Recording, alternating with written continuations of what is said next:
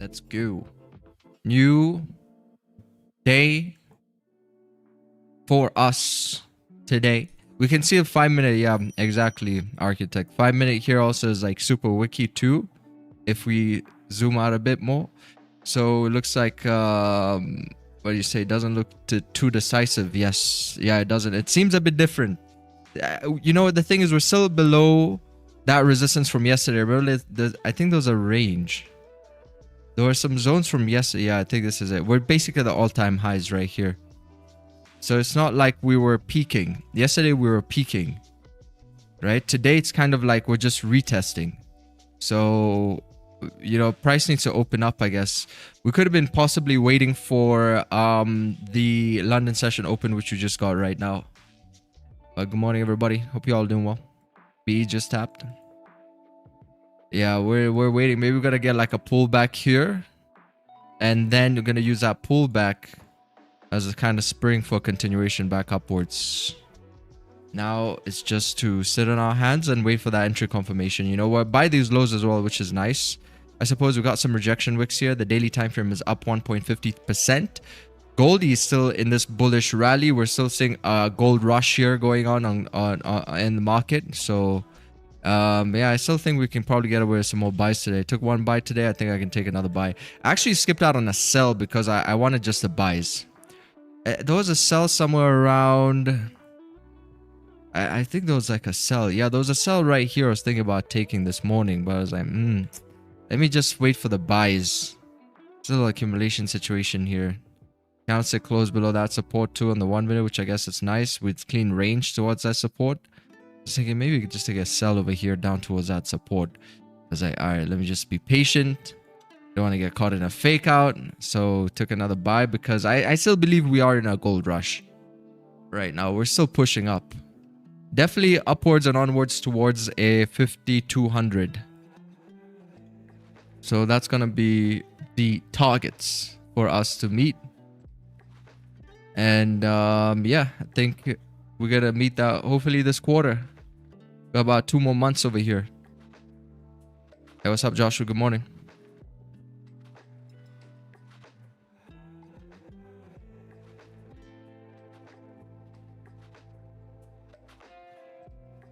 Yeah, towards the end of January. Man, January feels like such a long month over here. How many trades were taken? Taken about 37 trades. Holy. I'm trading January like almost 2 months now. Going into the 2nd month. I'm already in February, chat. I'm already in February. Like Australia. Isn't Australian calendar already like ahead? But I'm already in February over here.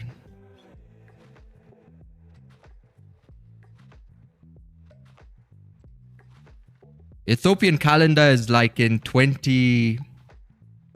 What year is Ethiopia in? Let's see. What year is Ethiopia in? It's like 10 years behind or something. 2017. Ethiopia is in 2017. Right now.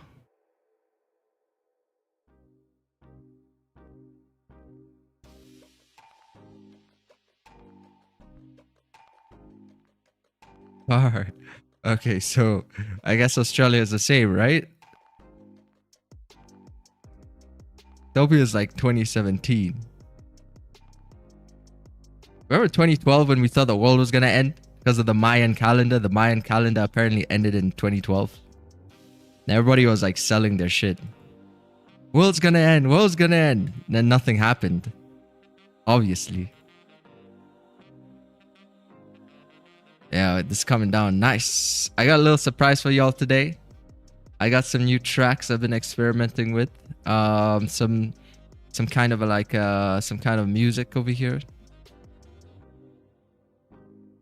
So I don't know. Should we play it now? Got like 74 people in here. It's pretty cool. AI is pretty awesome. You can do a lot of shit with AI.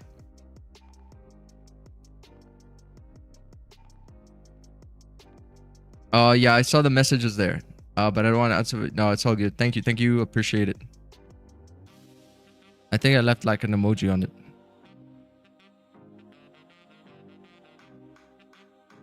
I already spoke to him on Instagram too. But anyway, Ethiopia is in 2018.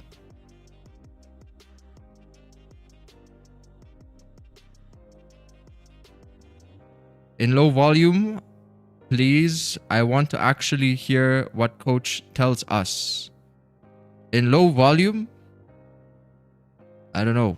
You gotta increase your volume then.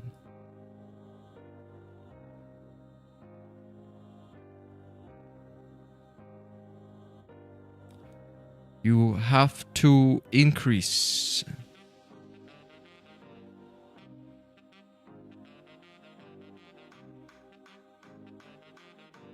Hey, all right, we got John's with the deep dives. The Mayans were close. This universe ended in 2009 thanks to CERN. That's also exactly where Mandela effect began. Yeah, so it's pretty cool. Actually, one of my professors worked at CERN in Switzerland. I was like, damn. All right. That's some real science going on over there. Some serious stuff going on there. Her name was Chloe Dufault. She was a French professor. Something like Chloe Dufault. Something really complicated French name.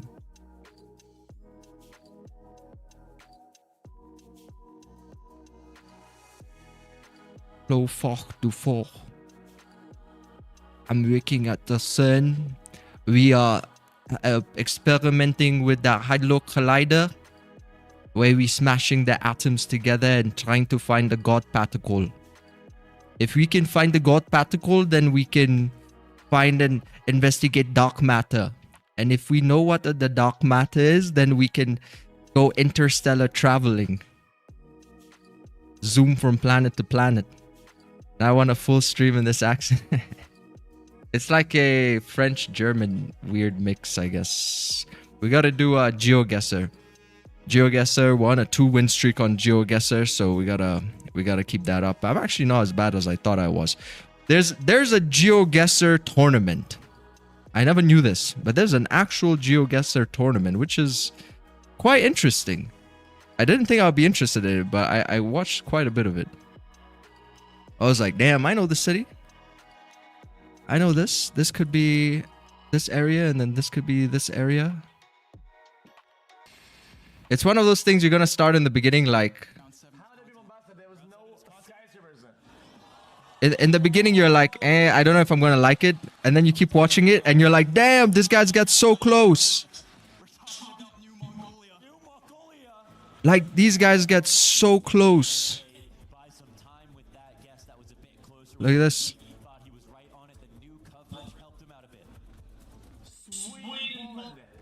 Prepared a man as Blinky is, MK still remains confident. There is nothing impossible to him who will try. Like, I bet you these guys all day, they're just on Google Maps. Classic. They're just on Google Maps all day. Just going Street View. Just clicks downtown Riga. Being a little bit more careful. Dropping it on Riga. Hello, Will it be Mr. dropped XQC. on his Why are head? you so hot Blinky, today? is this a chance for him to punish? Bro, like this is like some FBI shit. I called it! This is like astral projection type shit. Like these guys are so good at what they do. Like they can find you. If you're a fugitive and you fuck up or a camera catches you on the street, you're screwed.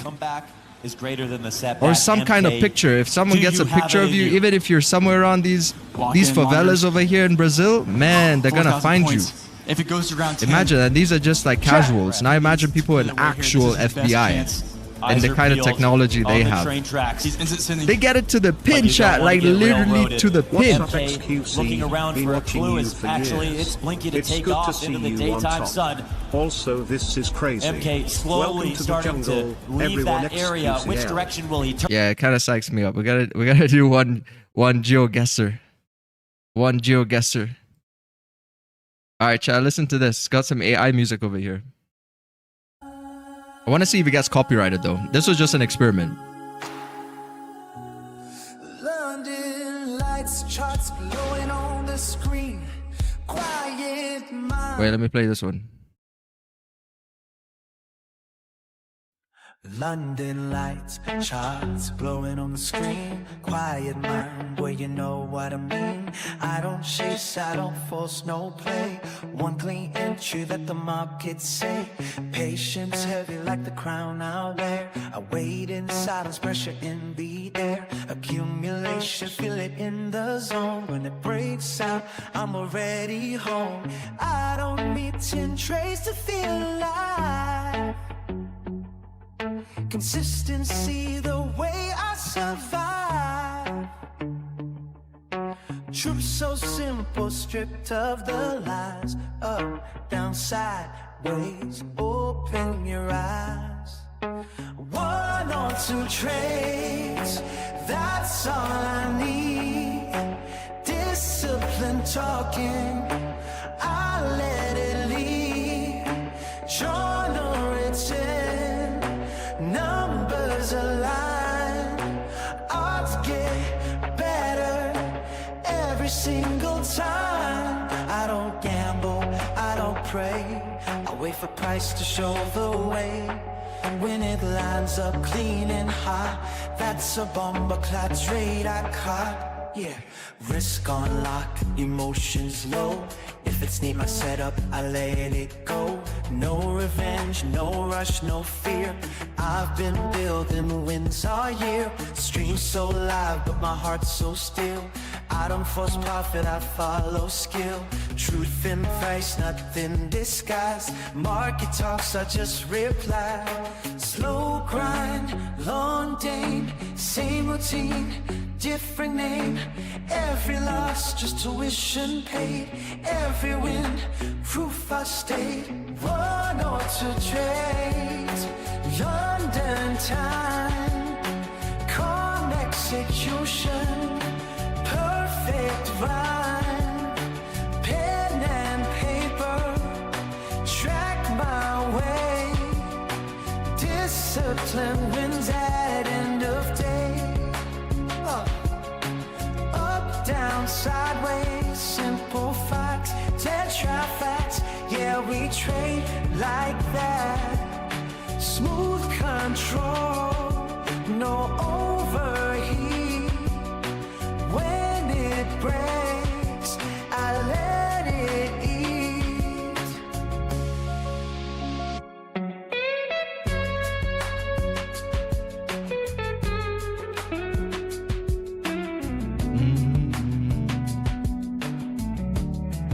Man, that solo. It is insane. It is just insane. That was generated in like under a minute. That was AI. And that was not even trying. That was just experimenting. AI is so crazy. Like the type of music that you can make. You can pick different voices. You can sample people's voices. Man, I want to make a Purple Rain. I want to make a Purple Rain version of this. And like a TFX anthem with a Purple Rain type of feel, you know? So cool. So cool. Now I want to see if I get copyright for that, since it is just made up. But yeah, we're still waiting. We're still waiting. Where can you get the track? Oh, we're gonna release the track here when we get the final version out. This was a sneak peek.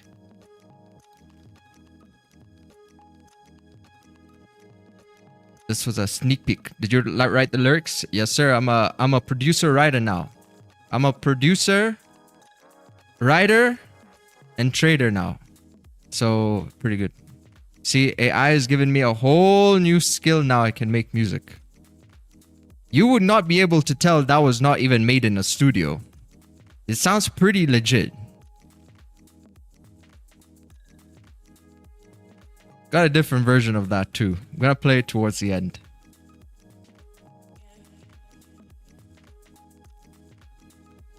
Purple rain.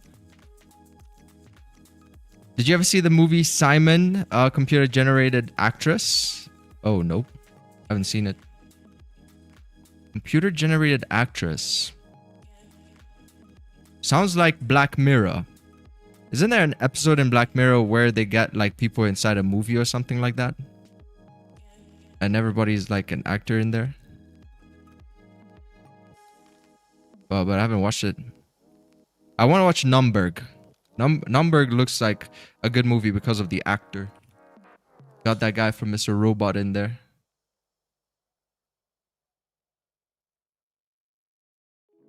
I don't know if it's out. It's 2025. Yeah, it looks legit. Got some pretty good actors in here. Man, you just see the actors and you know it's going to be a good movie. Russell Crowe. Mark O'Brien. John Slattery. It got 7.4 rating too. I don't know if it's out, but definitely going to want to watch this about Nazi Germans.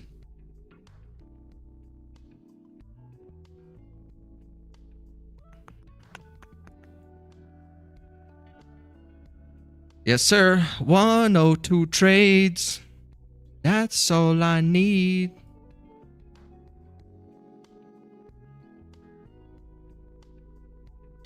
Kind of slow today. Haven't gotten the setup yet. We've been getting the setups like in the first literally like, 30 minutes, but there's still time.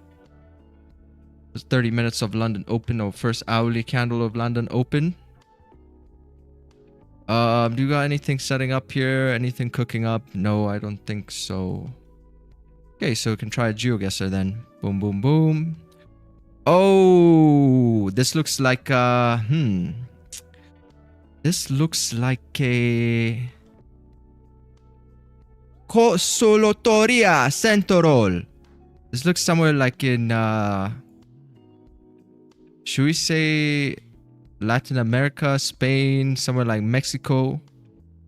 Could be like Mexico.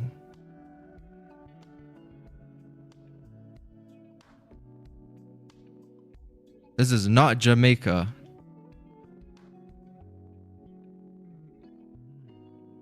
Oh, look at this. Oh, you know what this means. You know what this means. We're in the hood right now. We're in the hood. So I'm gonna guess maybe this is somewhere. Wait, let's see. This is Manzanillo.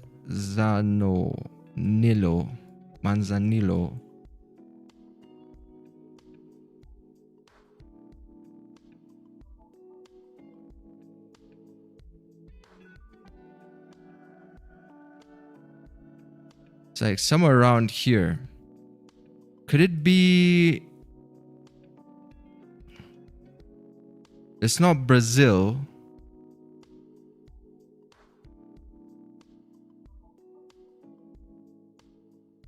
I'm gonna guess somewhere in Mexico, probably. We got some hills. Where like hills would be. If we're next to the water, it would be a bit easier to see. But we got hills, I got valleys.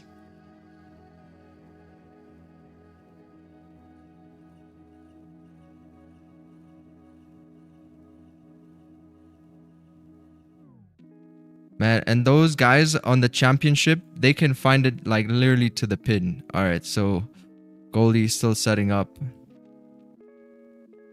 I'm definitely not going to be too far off. I don't think it's central. It's most likely somewhere in the outskirts here.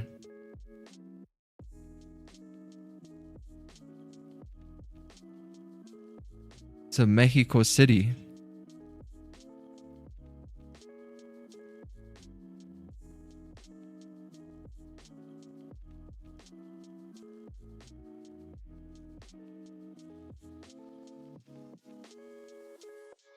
This looks more dry, so I don't know if it's gonna be like really dry over here.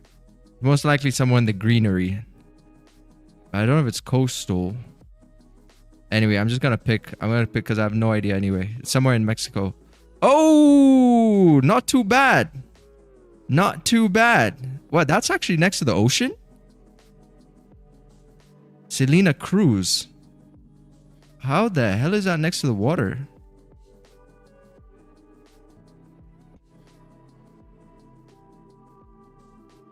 All right, so we're on a 3-win streak. Chill, where's that music playing from? Oh, it's playing from here. We're on a 3-win streak. Nice. All right, chat. I gotta lock in. I gotta lock in. I think we got a potential buy that might set up soon.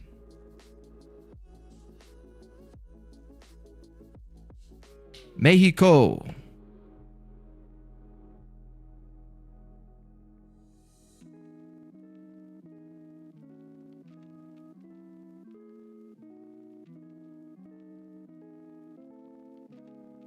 Gold is going up, absorption. I need to pull down, create some little bit more structure for us. Let's see. On the 5-minute, it looks pretty decent because we have rejections right here. So if you notice multiple rejection wicks, we have a potential fake out. So, you know, money likes a path of least resistance. Correct? So here we have a lot of resistance to the downside and you're trading against the daily trend. So that's much more of a higher probability that price will break these highs to fill this range and continue moving up towards like 50.96. Because look, if you take a sell over here, you know, you're just going to be selling towards like these really strong rejection wicks. So you got to look at that and say like, what would make the most sense? But I want to wait for a little bit more structure over there. That I think will be pretty good. Then we can take our 102 trades.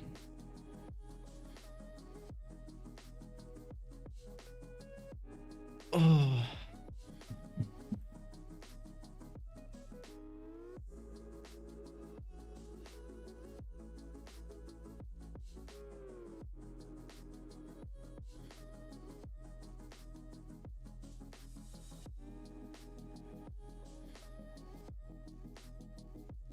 Come on, come down. Why are you lagging?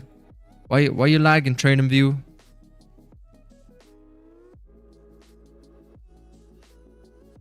Lagging behind. Need some whips.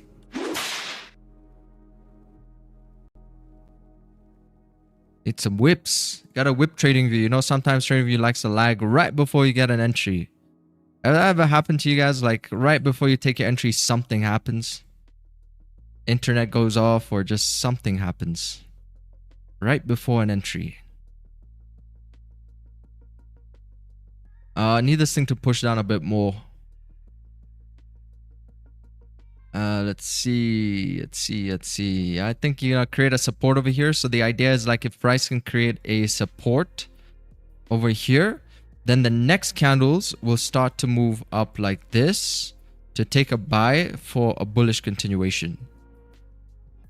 That's what I'm going to wait for.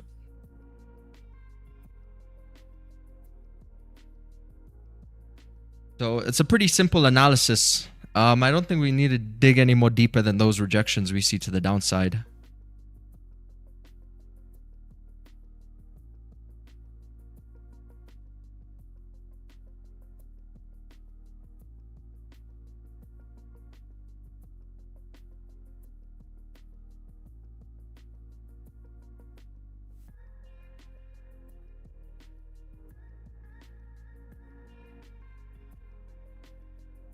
All right.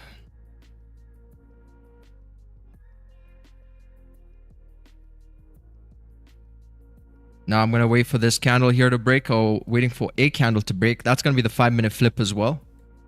5-minute would be reflipping upwards, re-breaking its own highs, and then breaking up again. I was about to say a piats. And then breaking up piats right over here. 50.87. Na piats tam budem razruszyć I budem pajci wierch. Tutva 50.87. But now if we're taking out these lows, then we need another support to be formed right over here. Just so I gotta get some kind of a good foundation.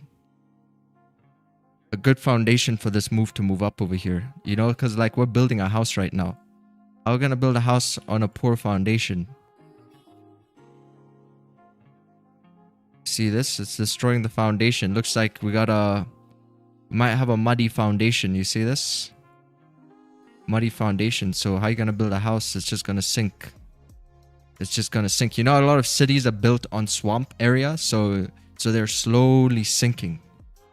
Slowly sinking. Wall Street is built on a swampish area, so Wall Street is also slowly sinking. That's why you look at the interior of Wall Street, they have these cables pulling up the building because the building's super heavy. So gotta wait and see what's gonna happen over here.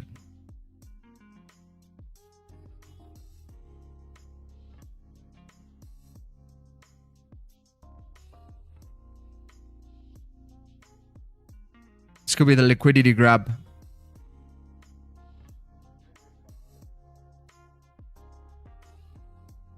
Candle in the 5-minute did close quite convincingly to kind of like push down, but we're gonna wait and see. It's gotta get through these areas though, that's for sure. Lots of wicks over there. It's gotta get through. Venice is slowly going for a dip. Yeah, exactly. We've got Venice going for a dip. Little dippity dip. I wonder if that's gonna be the last dip. It's gonna keep dipping. Venice. Yeah, maybe not in our lifetime, right? Venice is gonna be like one of those cities we're gonna learn about in our history books. Like, could you imagine we had a city built on water? The kids are gonna be like, oh my god, so cool. Yeah, the Romans actually were the ones who built a lot of the foundation architecture. Man, if you go to like Italy, beautiful architecture. Got the Colosseum over there. I think it was the Greeks, right? The Greeks who really paved the way forward for construction.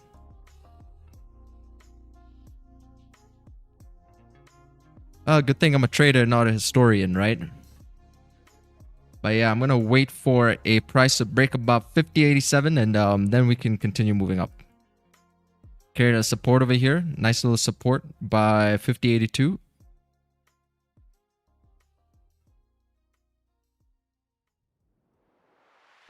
Greeks and Romans, I believe. Yeah, if you want to be an architect, I would say like go to like Italy, you know. Go to Italy and get some inspiration there. Have you ever played Assassin's Creed before? Man, Assassin's Creed, they got amazing historical cities in that game. Or, you know, inspired by that type of architecture. Old school ACO's peak. Yeah, old school ACO is really nice. The new Assassin's Creed games, it just became too much of like a money grab, you know? They're just releasing it one after the other after the other. Gotta slow down a bit.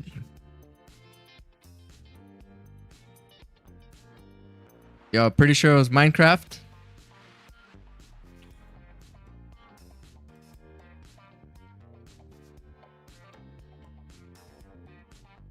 That's Ukrainian for sure. Yeah, it's Ukrainian. It's like Ukrainian sounds to me like Russian, but obviously Ukrainian is different. If I watch Ukrainian TV, I can understand a little bit, but it is kind of a different way of speaking over there. Same but different, right?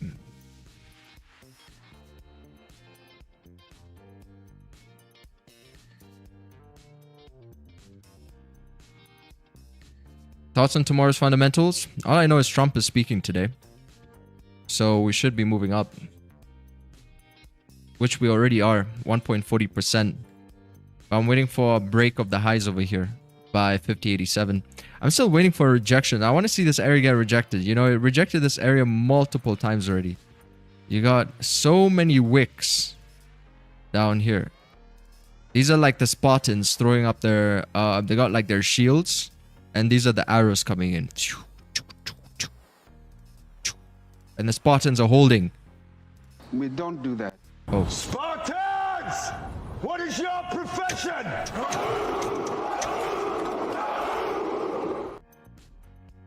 So Spartans gotta hold this level over here by 50.78.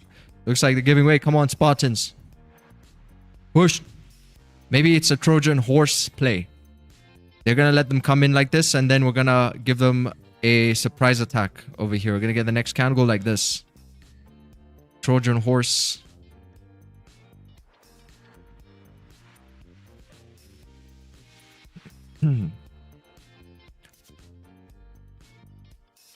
Oh, Lee. Distribution played to the downside. Yeah, we might not be looking at that as an entry. We might need to wait for some more structure now. But look at that. Little accumulation played to the downside here. Broke below the lows and just dipped about like 84 pips. This is it. Spartans! Dude, I remember watching this movie. That black, tall, gay guy, man, he gave me like some kind of a...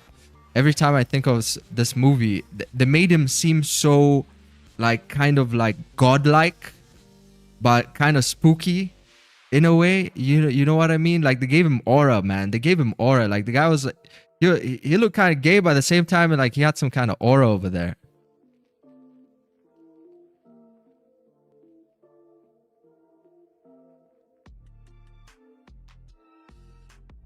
Spartans, black guy. Is there a gif of him? Oh, it was actually quite a sick character, that guy.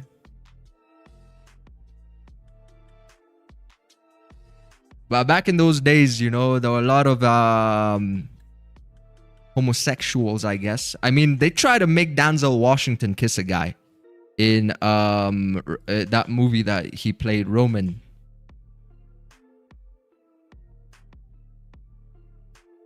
What movie was that called again? That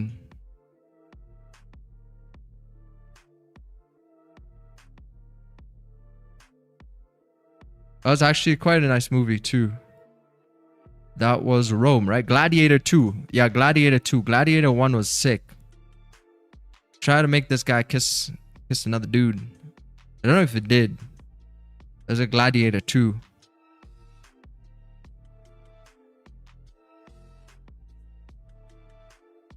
Now, what law is that says that I gotta like you? Then you got that legendary lip tuck. Denzel Washington tucks his lips like, who? I saw this, like, if you watch these funny videos on Instagram, I'm an owl, but I'm Denzel Washington. Then they do like an owl impression of Denzel Washington.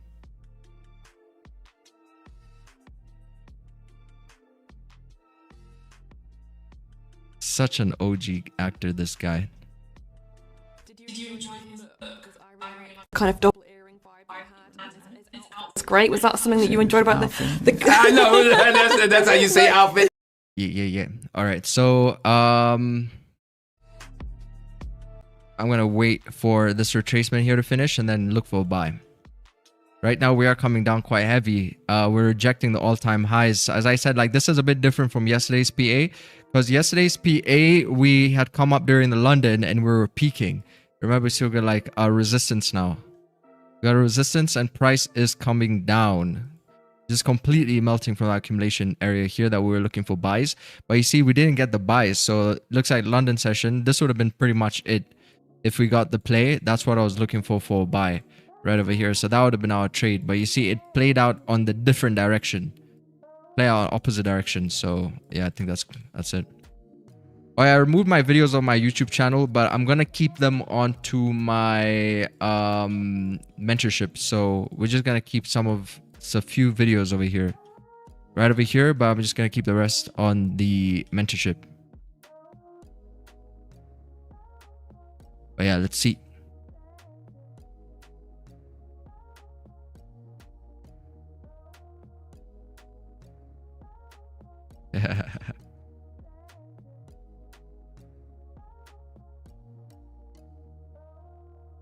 Yeah, let's see.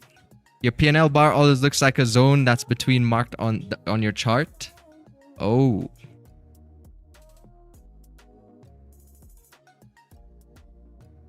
Yeah, I gotta remove some of that content there.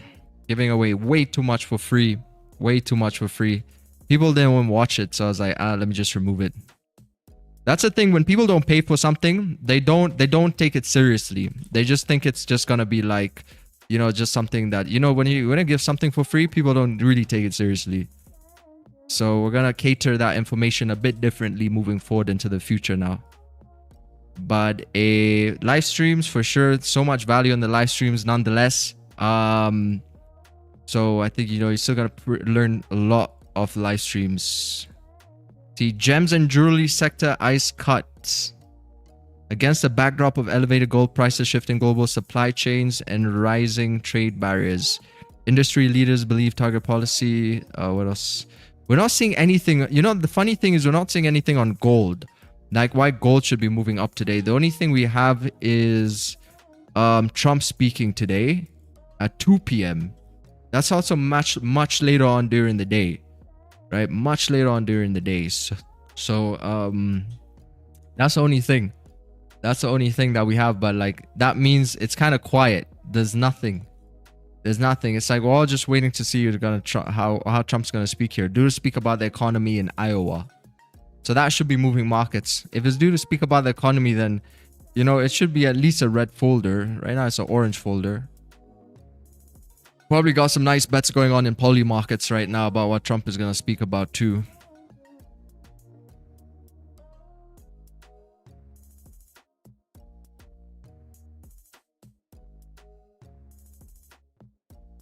Let's see. Trump in the mix. Who will Trump nominate as Fed chair? Who will Trump acquire Greenland? See, Trump, Iowa.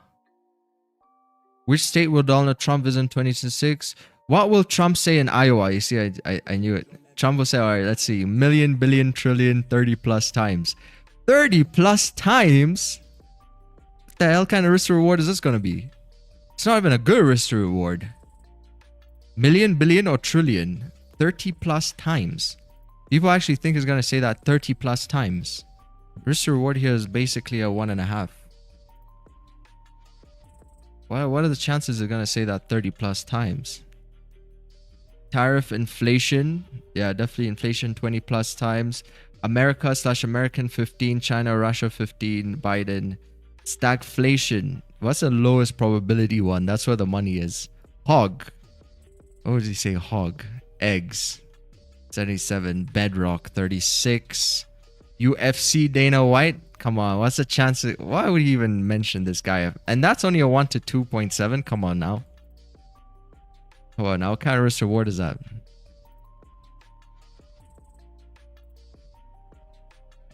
Still setting up here. Kamala. Death tax. Corn. 401k.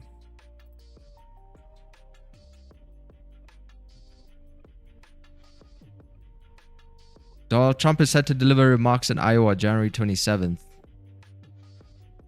Yeah, that's the only thing that's running on poly markets right now. Odds don't really look too great, to be honest. There's not like something that's going to be very obvious here. Or the risk reward is just isn't that great.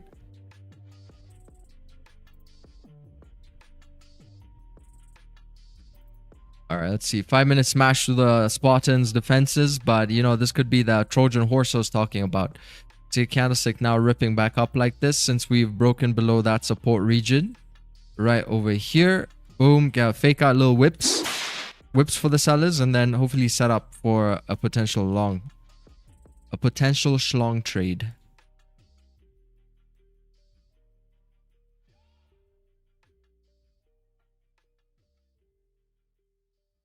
Also, US currency strength is very strong. See, check DXY in monthly time frame. I think gold's gonna fly up. Yeah, DXY should be coming down. Anyway, right? Dollar index should be ripping, or it could hold. It could hold artificially $96 until June. Until June, because if it starts tumbling now. And then Trump puts his guy in, and then Trump's guy gives us a rate cuts. Like, this thing is just going to completely lose value here. right? It's gonna lose value. So that's why I've been increasing slightly the payment for the mentorship as well. So because, you know, kind of just anticipating some further downside soon. Because the dollar, we're about to have some dollar weakness coming, and currency is gonna be devalued a bit here. So as we start, actually, if you look at a lot of people who charge for trading mentorship, their prices have gone up like quite a lot. My prices only went up like $4, $4, right? $4. A lot of people prices have gone up like insane amounts, 50+%. But yeah, I mean, this is the reason, you know, like economy, the value comes down, businesses have to make things more expensive, and that's just the way it goes. Unfortunately, that's just the way the economy is. Prices of goods go up because those are businesses, but the people who got to pay for those things, they're the ones who struggle the most.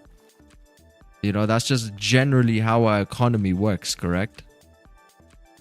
But it's like, man, to do business, also business is such a cutthroat industry that you also have to look out for your own margins.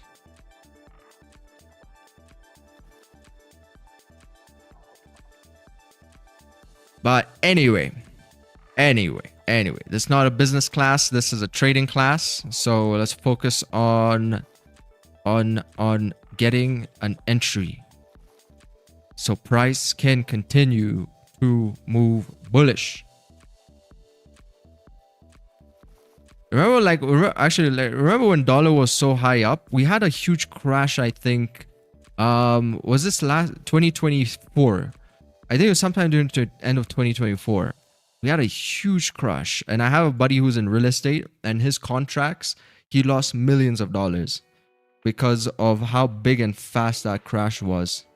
So the difference was huge. So always got to check those things.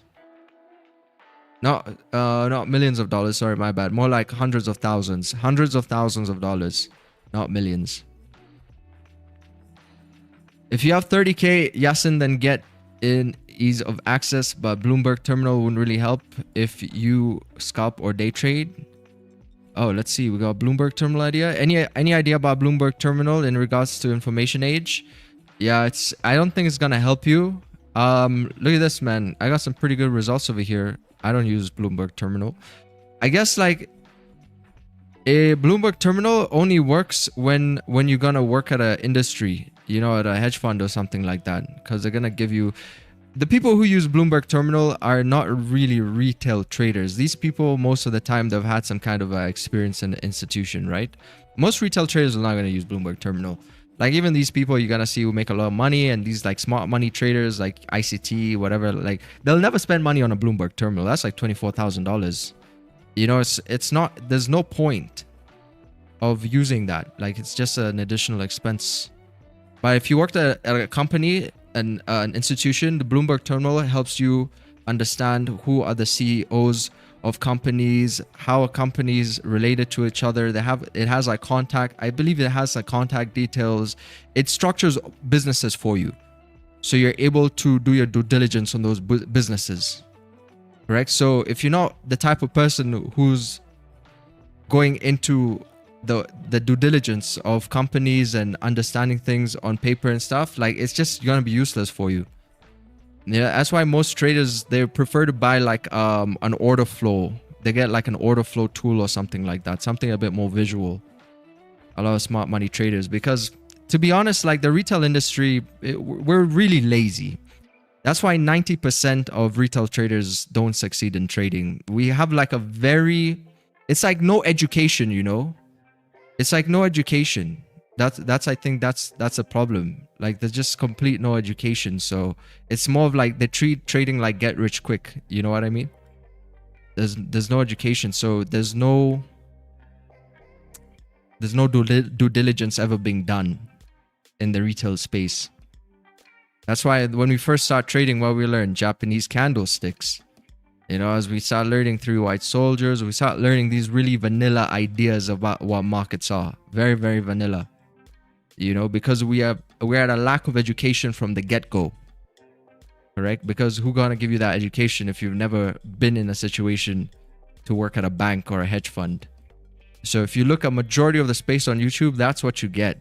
So you have to be the type of individual who's able to filter through that information properly and understand the game and what it is that's going on here. Because from what I saw on YouTube, like my journey into profitability came majorly from my own action to use that information properly and to understand it properly. You know, it never came from just one single person telling me what to do. So that's kind of like the thing, because these people work at hedge funds, they go to university, they do masters, they have all these degrees in economics. So when they come into that point in time, they're much easier to grasp a lot of those concepts and utilize Bloomberg terminal a lot more efficiently. And so what my buddy does, he's in risk control. He literally showed me, my buddy has a terminal. He can access businesses with the work, his 9 to 5. He can access businesses. He was showing me some of my previous mentors' LLCs, because they register their businesses under like LLC. So he was showing me the information of their businesses. If you guys know TetraFX, dude, he was showing me on his terminal like TetraFX, when the company was opened, when it was closed, the address of where it's like, it had like a lot more information. He only showed it to me for like a second because he's not allowed to do that anyway. But it's like, yeah, look at this. I can get this information if I want to about like any company, like information you're not just going to easily find online. All right. So those terminals are good for people like that because his job is in due diligence and risk management, risk control. So it analyzes a lot of countries to see where's like money more riskier to go, where's less risky, what could possibly affect if there's going to be any, let's say, elections happening, you know, that sort of thing. And that's kind of the person you have to be if you want to start diving into Bloomberg terminal, because that's what they do at a hedge fund. A hedge fund does not draw trend lines. People don't come to work to draw an FEG or a trend line. It's an actual business. So if you're not willing to do that work, then it's going to be a complete waste of money. That thing's like $24,000, bro. Yearly, I think. Retail traders, we mainly use technical analysis, like 90% of the times technicals and 10% fundamentals. Whereas a hedge fund would use like maybe 25% technicals and the rest is fundamentals. You know what I mean? That's why every day I really do strive to keep up to date with my news, because I know that's what's predominantly driving markets. And even just looking through the news, I can already kind of anticipate or get a feeling for price. Like even today, like we can see, we don't really have much news in terms of gold. It's kind of quiet today. So we're also getting that same feeling, you know, price is retracing down, it's pulling back. There's not a lot of volume to the upside. You can literally feel it through the news. You don't even have to look at the chart work that much. I was actually even surprised to see that we're already up like 1.48%, to be honest, guys, when I woke up this morning. So it's still nice to see that gold is still pushing, but we need some more stimulation to come in soon. We need Trump to say something today. We're going to need something.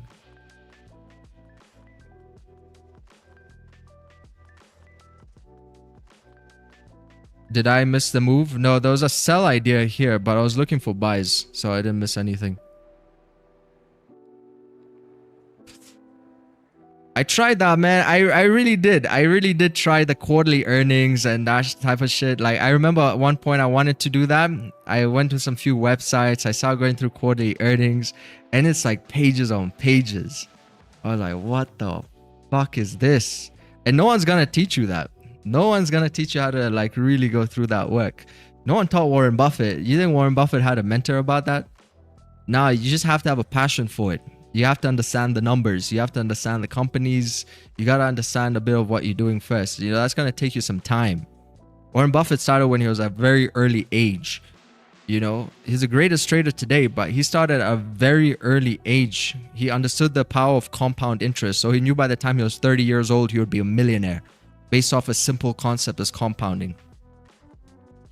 A lot of you want to be rich tomorrow and you're trading smart money concepts. And you want all these complicated things. You know, taking that approach is going to take you much longer. And it's a good skill to learn, but I feel like that will come more in value when you're moving markets. When you have a lot of money, now we're talking about millions of dollars worth of investments into the market. You don't really have that much room to fuck around, you know? So you can't just be basing trades off millions of dollars just for a stupid trend line. Like, you need to be certain. You need to know that the politics, the fundamentals are lining up like this, you know, because you're going to lose a lot of money. So you need to be certain. So that's when I think like that's when it really pays an edge. Your trading will naturally progress to a whole new level the more money you trade. The advantage of us retail traders, we don't move markets, so we can just get in and out. Like, literally, we're nothing in this ocean. But when you start moving markets, you can't trade like this. I can't trade like this. I can't do these results when I start trading money that can potentially move markets. You can't trade like this. This will look completely different. Maybe this is gonna be even in drawdown over here. You know, because my trades may push like 16 pips, 20 pips. Bro, that's just the entry. But now we have to get the follow through. So that's where the money is made. And if it doesn't follow through, then you lose money. So that's what I mean. Like, it's quite important to stay on your lane and more so understand your lane. A lot of people don't understand their lane yet. They still got 1 foot here, what they see in the movies, and they got 1 foot here, what they're seeing on YouTube. So you see, those are like two different worlds. Right, you gotta stay on your lane, man. Stay on your lane. If you want to go work at a bank, go work at a bank. Simple. Don't let these order flow guys on YouTube fool you. Like, those are just softwares which just make it look smart. It's not that smart. It's not that smart, and you can't be 100% sure what you're looking at is legit. But what you know for a fact is these candlesticks don't lie. Even when the IRS wants to bust a hedge fund, they look at their orders, right? Where the orders came in, because they can even see on the candlesticks how the candlesticks are moving, right? So they can gauge that time with when these hedge funds had their orders in. So then they're going to look at that and say, oh, so you, why did you take a sell here before 9/11? Why did you guys go hundreds of millions of dollars in sell positions even before the planes hit? You see the candlesticks here moved. See you guys here, you know, on your books. Looks very interesting there on your books. Why would you do that? You know what? And then they gotta investigate everything you do. Then it's gonna be very hard for you to make money. Like Warren Buffett says, you put a cop on anybody's tail, that guy's gonna get a ticket. So when you got the FBI, IRS on your case like that, you're going to get a ticket. Eventually down the line, nobody gonna make that kind of money without breaking some kind of rules. So yeah, price action is king. At the end of the day, you read candlesticks, you master candlesticks. It's all in the chart. It's all in the charts right here. You see, that's how you get like these beautiful distributions like this. You got beautiful distributions. This is literally what we wanted as a buy, but it played out as a sell because it broke the lows. Correct. So now I just gotta keep waiting. It seems like there's not enough bullish momentum for the London session right now. It seems like it's still pulling down. Since the London opened right over here, it's still pulling down bearish. Still heading towards the downside. I'm in long, targeting 50.96. Nice. But there are certifications like what was that? Chartered Financial Analyst, which teaches such information. How long does it take to get that certification? Because, you know, people who work at hedge funds were in university for years, right? It's not one of these Harvard certifications you can do online for like 1 month and you get a Harvard degree. It doesn't work like that, man. It does not work like that. I know my buddies do that. They got like Harvard degrees. They got degrees from Oxford. The course only took like 1 or 3 months, but it's not the same. It's not the same thing. Holding up 92.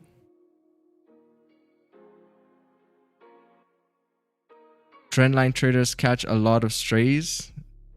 Yeah, they catch a lot of strays. That's the one strategy which catches a lot of strays. It's because, you know, it's let down so many people that it catches a lot of strays. Because what happens with trend lines, let me tell you guys the sauce. Basically, trend lines are just for, if someone's teaching trend lines, they don't really know about markets. That's why trend lines get a lot of heat, because you get influencers, right? Imagine somebody with like 100,000 followers and they're in a completely different industry. Let's say they do like TikTok dances, right? Or whatever. And now they learn, hey, I can make some money selling courses on forex. What do? They learn trend lines. Why? because the masses want trend line. The masses don't really want to learn. They want a version of learning which is simple enough for them to feel like they're learning. And the guy selling it doesn't really want to learn. He just wants to sell. So trend lines, easiest way to go. The ones who do FVGs, God bless them. God bless their souls. God bless those FVG traders, because that community is so big right now. But I don't know. I don't think there's a foundation there being taught. I feel like it's more of a strategy. Whereas here on TetraFX, we really teach and emphasize the importance of how macroeconomics move the environment, macroeconomics move the markets, and simple concepts like accumulation distribution, which you can't argue because that's found literally in everywhere. It's not just in the charts, in any business. And trading is a marketplace. So in any marketplace, all they're doing is accumulating and distributing in the real world as well.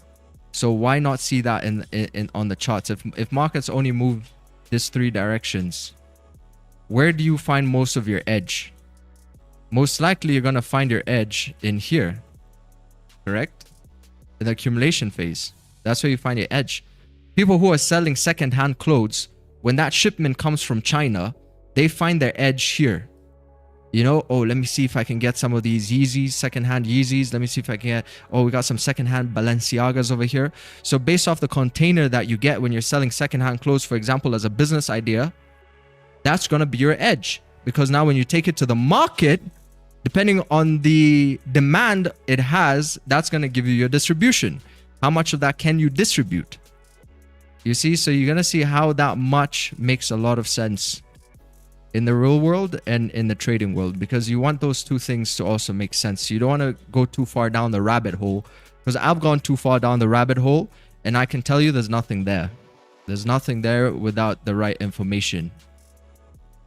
And only a very select few of people who are really smart can go down that rabbit hole and find something.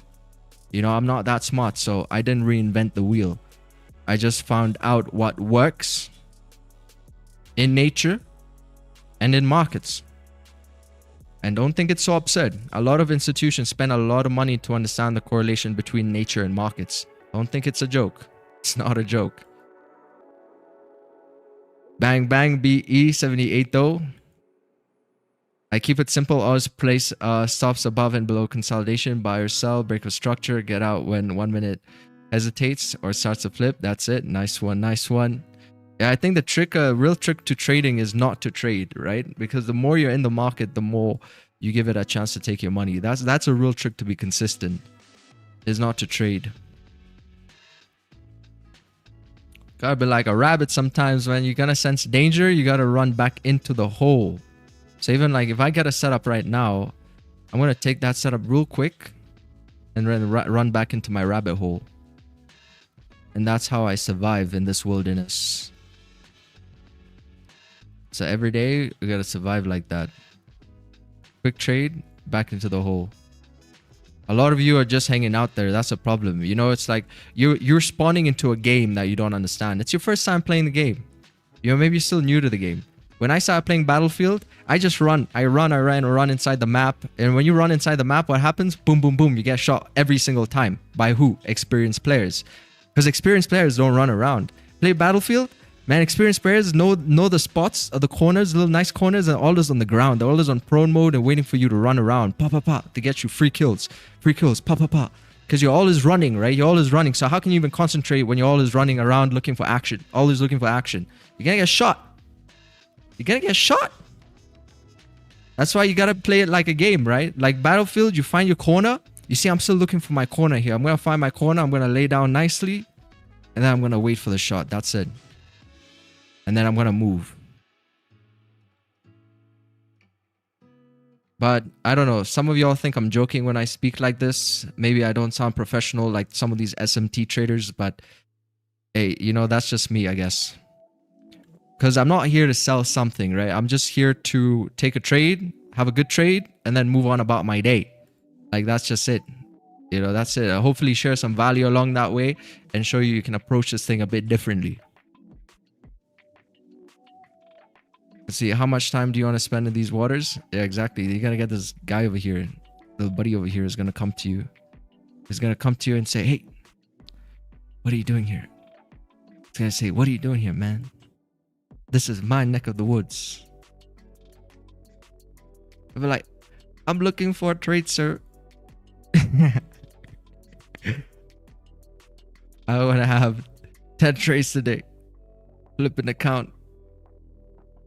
They say, oh, really? You lost there, buddy? Are you lost, Holmes? Damn, look at that shark.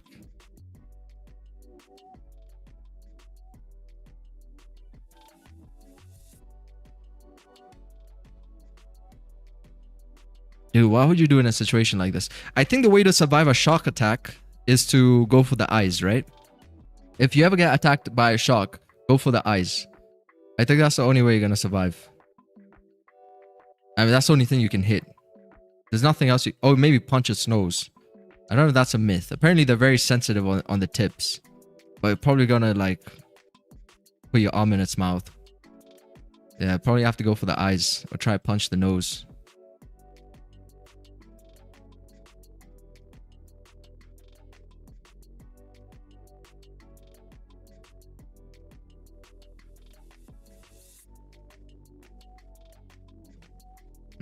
All right, let's see. Let me see if I can find an entry here.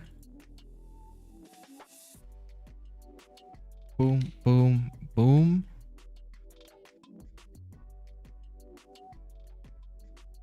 Let's see. Where are these buyers coming in? You know, that's the thing. The buyers have been kind of quiet since the London Open.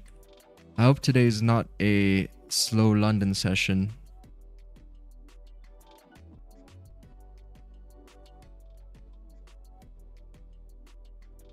We created like a doji closure. The 5 minutes also really struggling over there. It seems like this 5 minute, it came all the way up here and then pushed down to close bearish. We're below this support region here, so I'm waiting to see if we can get some kind of... Yeah, I would like a push here, but maybe not on this 5 minute. Maybe this 5 minute came up first, closed, and then the next 5 minute open to push up bullish. That would be an ideal situation. We got like 3 minutes 26 seconds. Kind of a scary trade to take on the 5 minute that's available right now.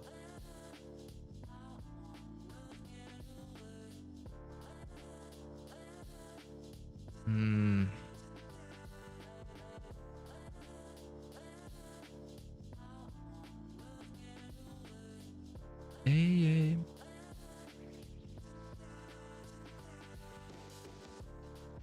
Appreciate it, Ragnar. Your OG. It's buy time.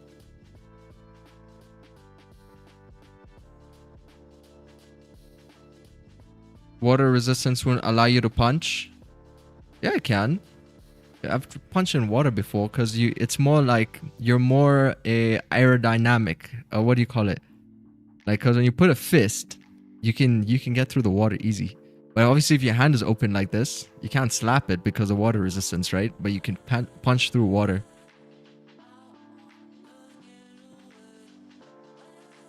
It's the same thing like swimmers. That's why swimmers, you gotta go like this. It cut through the water. Man, I love the idea of swimming to make it look so effortless. Like when you understand how to get through the water and slice through it, you literally take like such few strokes, but you move so fast.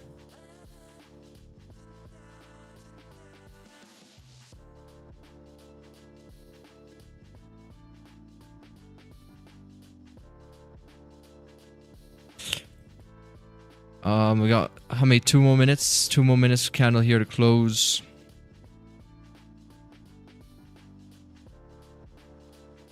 Hydrodynamic. Yes. Hydrodynamic. Poke eyes, hit snout. Usually just gently push them by the snout. Oh, redirect them. That's if they're not attacking. Yeah, those are like the reef sharks, right? Reef sharks maybe wouldn't attack you out.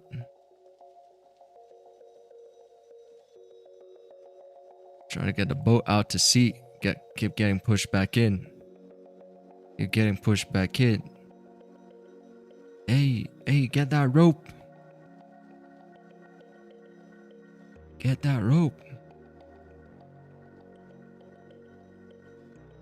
Bro, what EMA use? 20 or 200? You can download the EMAs in the description box below under free TFX SMAs. We got a free journal, we got a free EMA indicator, and we got a free daily bias indicator. All which can help your decision making in the market.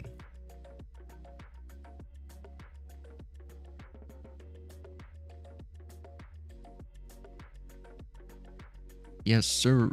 43.84.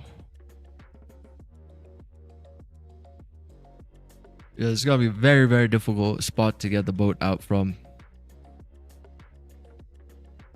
Woods, last to buy a yacht is gay. Remember that. So stop practicing.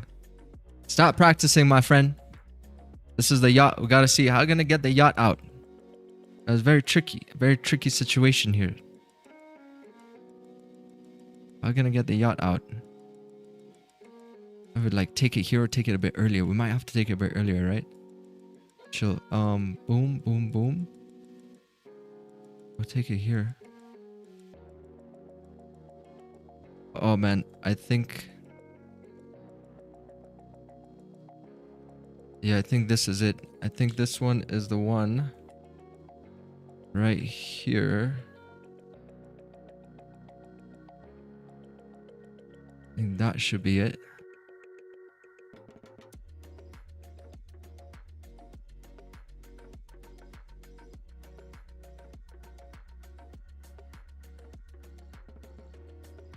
I think that should be it. It's very slippery, you know. This thing can just run away from you.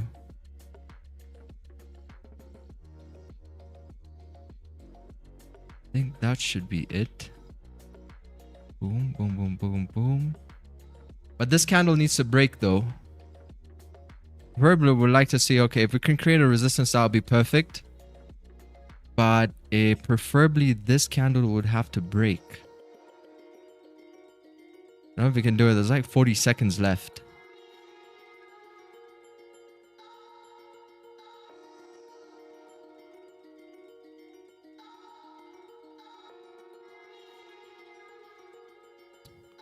Might have to wait a bit longer.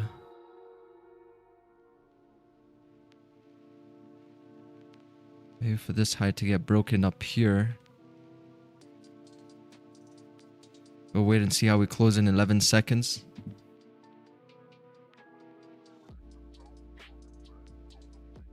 Yes, close bearish. Oh man, it flipped in the last second. Okay, close bearish.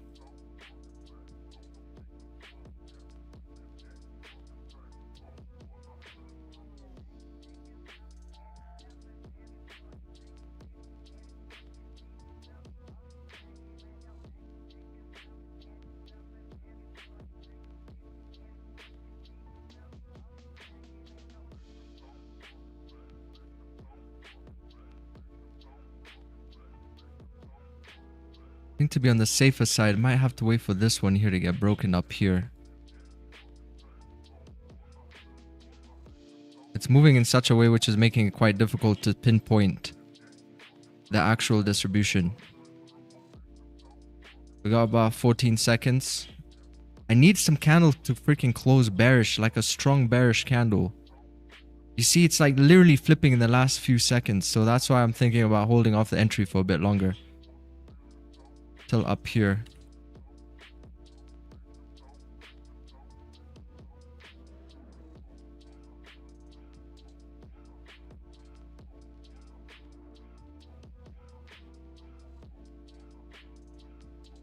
Giving away about like maybe 2.3 more pips. Wait like 2.3 more pips, a bit more. So at least we're a little bit more sure about that break. It's not a bad insurance. Insurance of 2.3 pips. Because it's pulling down a lot. You see how it's like pulling down a lot? So we're trying to get out the reef without needing to come back.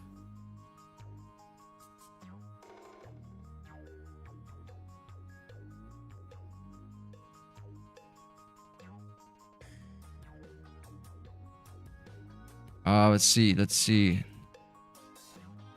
It's candlesticks closing. It'll be better if we got like, oh, man. All right. If we got like some kind of a resistance there formed first, which I think I'm gonna have to wait for it. I might have to wait for it, right? Or just take it.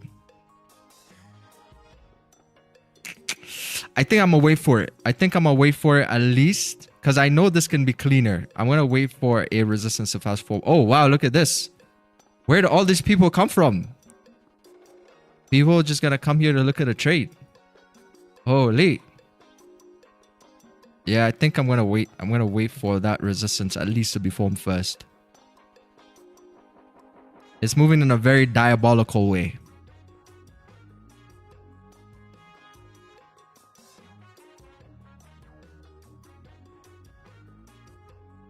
Very diabolical. But at least we create that resistance. Beautiful.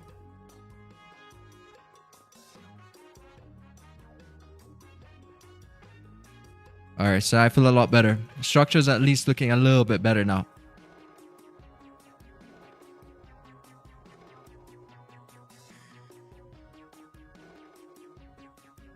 We just need a volume. Annoying sellers? Yeah, it's annoying sellers. That's what it is. It's annoying sellers. 1.40% up on the daily. I don't know why the sellers keep trying to pull down price. Who are these guys?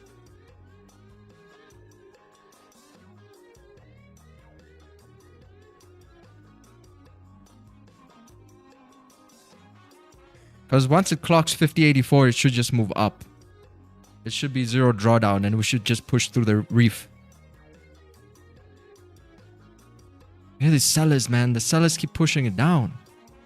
Like 7 seconds. Oh, 2, 3, 2, 1. You see that diabolicalness? I'm waiting for a rebreak, a proper rebreak of the highs. You see how it came right next to that entry point.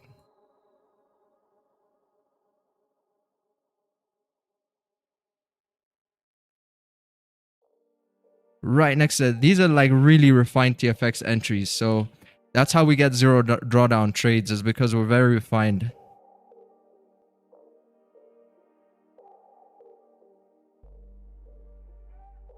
They see freaking diabolical. And these sellers are so diabolical right now.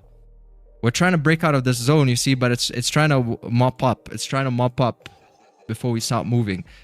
You see that little... That was literally even less than a 0.1 pip. 0.1 pip. That could increase your probability of a winning trade.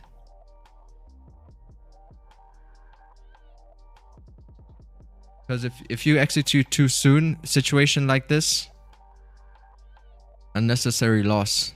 Rather wait for a proper breakout. New 5 minute just opened.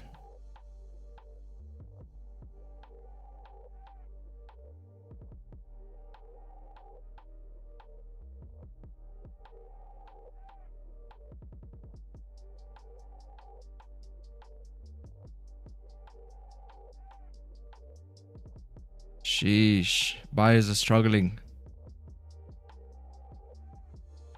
Got a nice little SMA confluence there.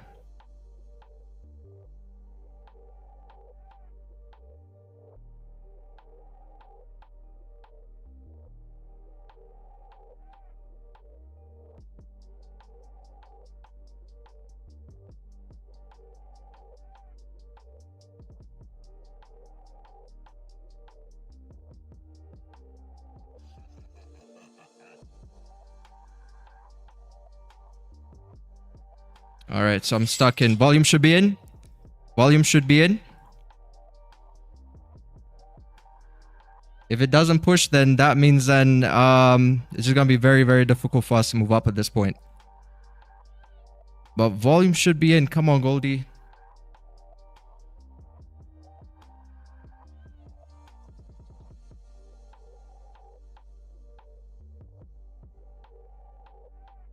Like 24 seconds.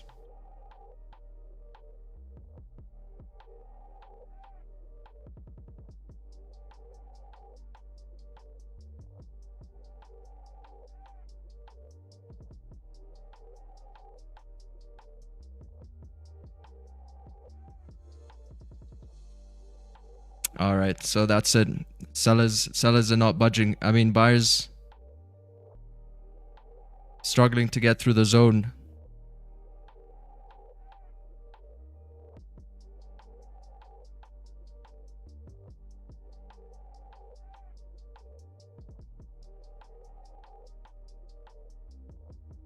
Sellers are trying to liquidity grab.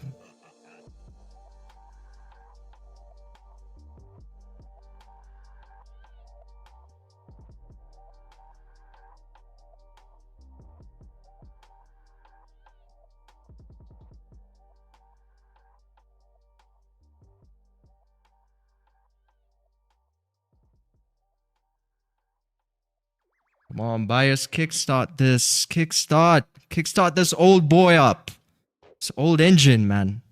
It's like an old motorcycle. We're trying to, or old fishing boat. Come on, we're nearly out of the reef, guys. We're almost out of the reef. Start that engine.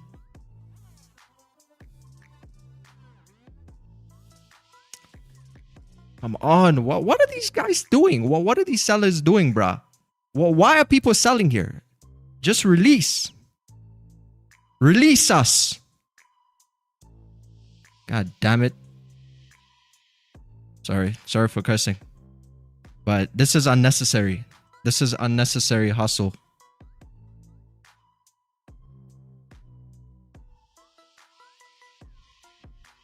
And I don't like the looks of that. That 5 minute is struggling. Come on.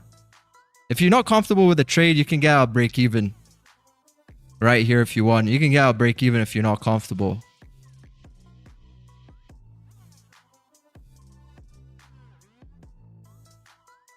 Come on, Spartans. Spartans!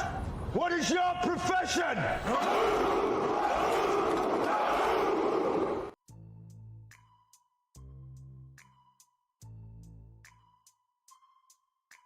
On push.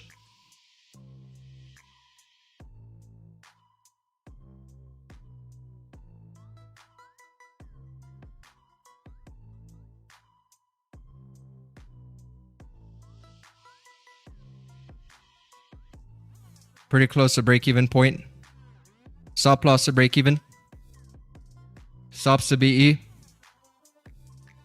Fly, Goldie. I believe in you, Goldie. I believe in you. Fly, Goldie, fly. All right, TP just got smashed, securing right over here. Let's go, boys.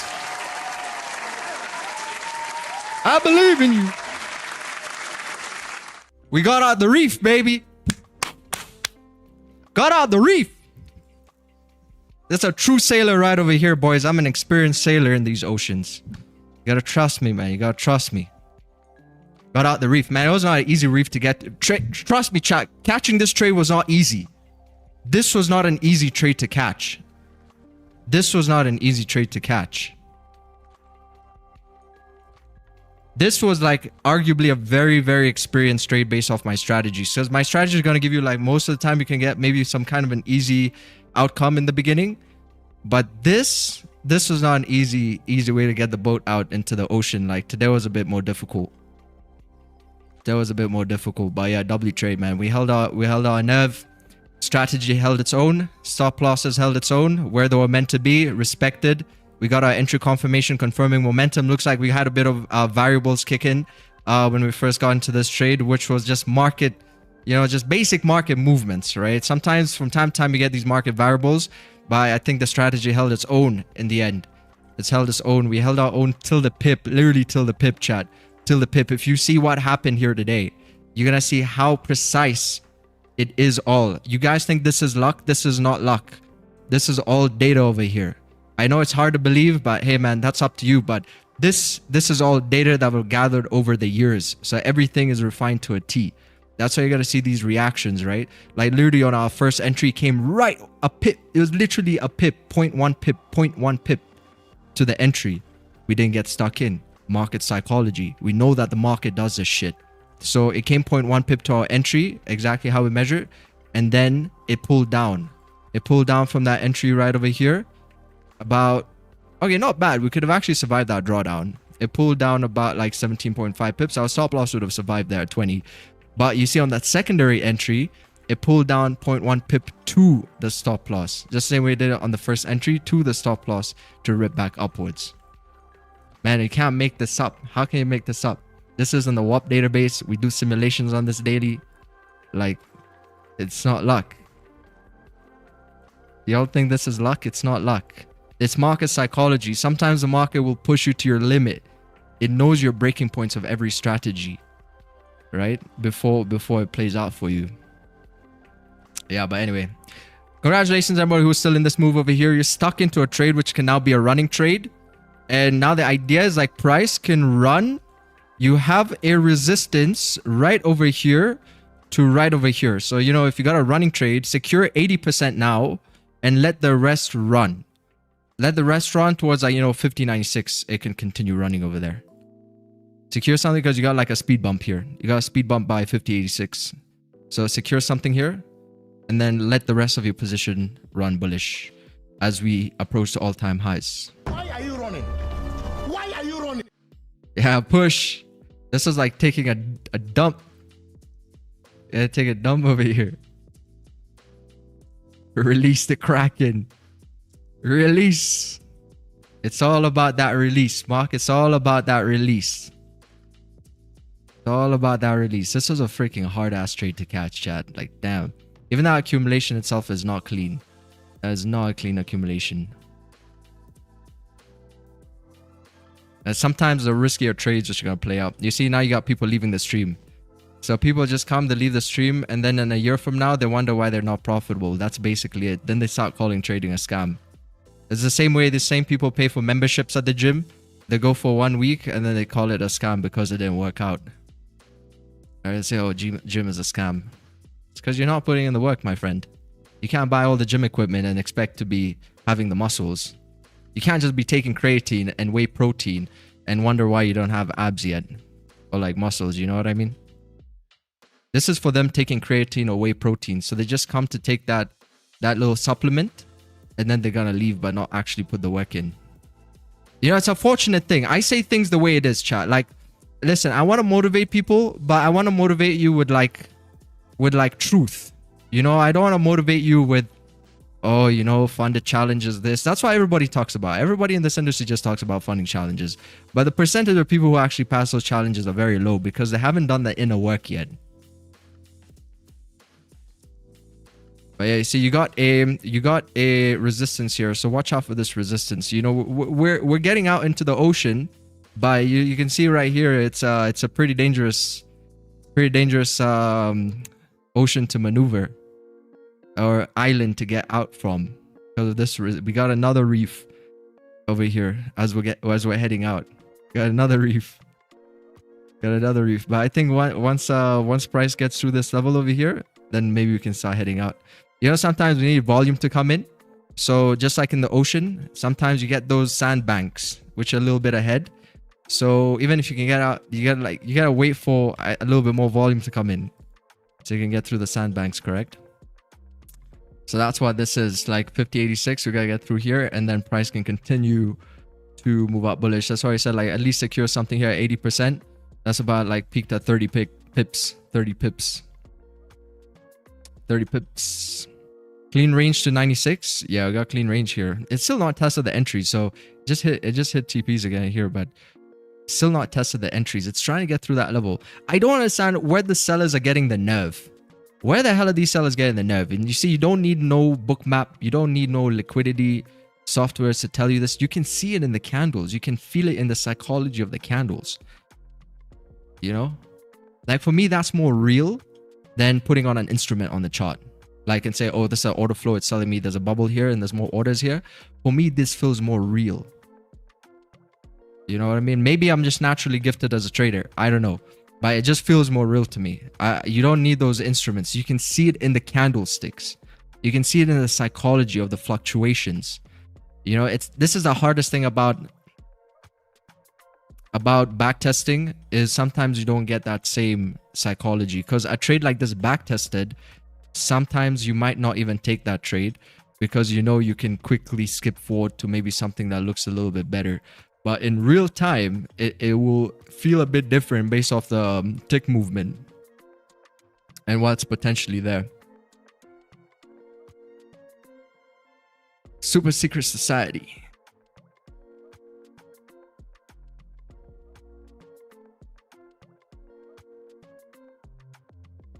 Buys, dun dun. Journal this bad boy here. 1 minute console. It's been amazing, man. Like, I've just been buying gold of late. You can see I'm on a five win streak of just buys. But right now I'm on a 10 win streak overall. And remember, if you want to be part of the community, if you want to be part of our exclusive community, then I think that's the next step, you know, the next step towards your own psychological development in the markets. It's not only just because you're joining to learn a strategy, but you're joining to push yourself to do something that maybe you would not typically do. And if it's your first time, then trust me, you're never going to go wrong investing in yourself. But you are going to go wrong experimenting and blowing accounts on the market. That costs you a lot of money. People spend a lot more money on tuition fees because they're not paying it in the right places. They're paying it to the market. But a market's a black hole. You can pay millions of dollars of tuition fees if you want and not learn anything.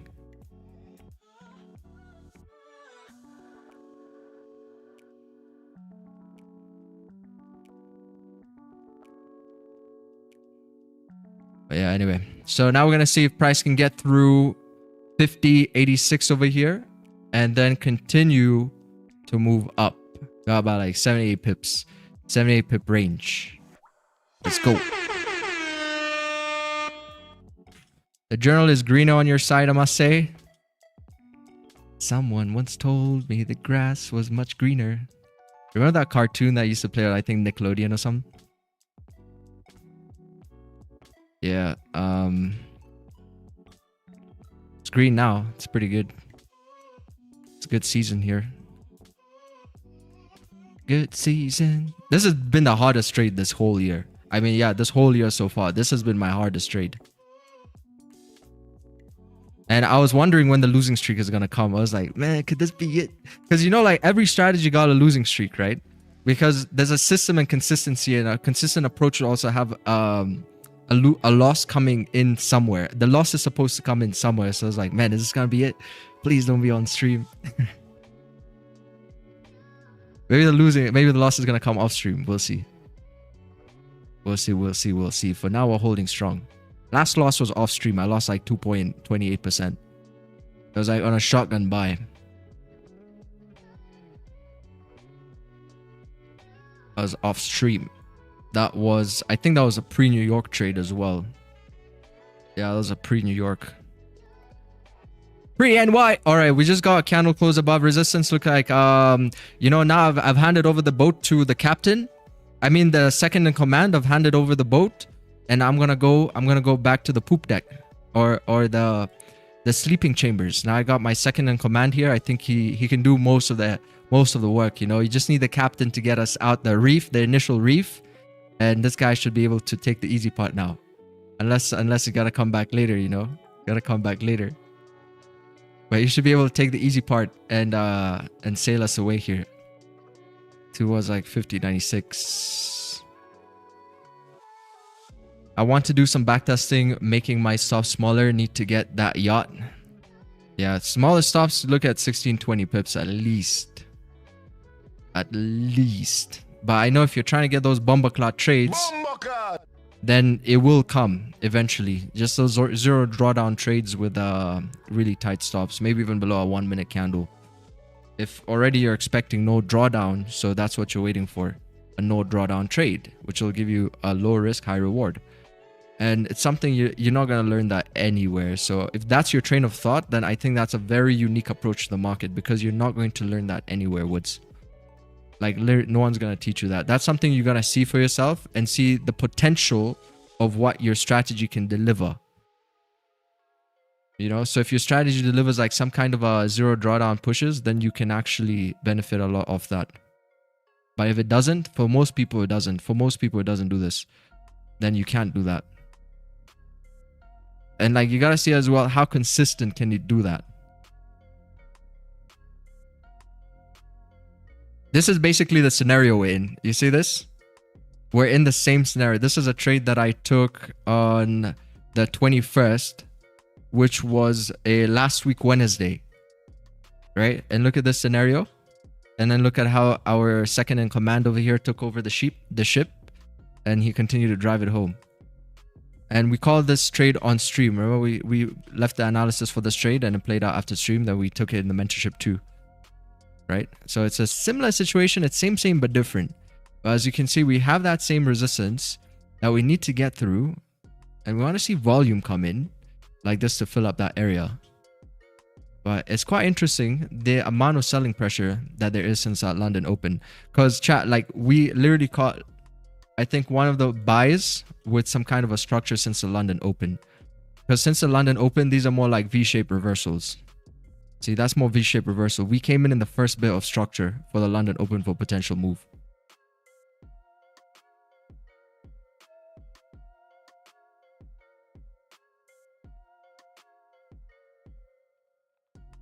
Yeah, so if you're still holding, it still looks pretty good for you. In terms of leaving that runner to do all the heavy lifting. You see, we got Captain Phillips here. Captain Phillips has taken over. See if he can take this thing home for us. Let's go. Congratulations, anybody, again, who caught this move here. Beautiful win streak on stream as well right now. I think we're like on a 4 win streak or something like that. Maybe 4 or 5 win streak. Awesome. Let's go. Have a good one. Nice. Yasin. This thing still got plenty of room, especially because we're overall macro fundamentally bullish. We still got about like 60 pips to keep moving up here as well. Thing is up from our entries about 60 as well. Fly Goldie. Red Bull gives you wings. I believe in you. Second in command took over the sheep, made me laugh more than it should have. I believe in you, Goldie. I believe. Bro, I believe in gold like it's my son. It's like when you gotta motivate your son, you know, your child. You tell your child, man, I believe in you. I believe.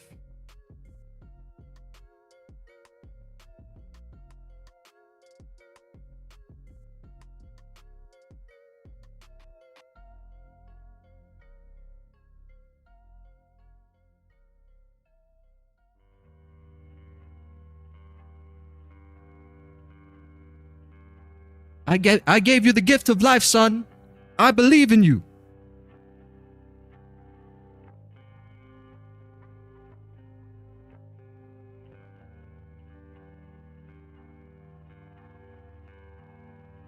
All right, let's go. So 1 minute little accumulation break right here. You see, this would have been much easier, right? Like, pretty straightforward, that one. Pretty straightforward, that one. That was not much of a hustle. It broke and it did what it needed to do. You see, and it just freaking flies. Bomberclot. Bomberclot! The other ones, man, this one right here, crazy. More of those to come. We have a whole year ahead of us. So more of those to come. But that's the thing about the market. So if you got your stop loss hit before it went into profit, learn from that experience. It's going to happen again. See what you could have done differently. So next time, in a situation like that, you don't get out too early. Because remember, you got a whole year ahead of you. That situation is going to come again. And whatever it is else that you're struggling with, it's going to happen again. So be prepared. This is like a nice little shotgun right over here. Break above the highs. Candlestick close above resistance. So we got a... Let's call him Grandpa John. We got Grandpa John here with a shotgun. The shotgun entry. Looks like today he's fully loaded. Today, Grandpa John went to bed with the bullets in his gun. Yesterday, he didn't have the bullets in his gun. You know, he still had to load up, talk to the wife. Man, this time, he put everything ready. So when those pesky kids came back onto the lawn, Grandpa John was ready. You see this? Now he was ready to start shooting.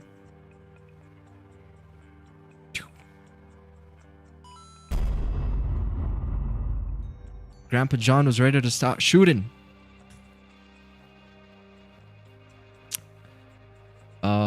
The market will do everything it can to shake people out before paying them. Yeah, especially when it wants to do a bumper clot. Especially when it wants to do a bumper clot. Because essentially we were catching the beginning, you know. So the second one played out even a lot more easier. Because it already shook out the traders from the first one. The impulsive traders.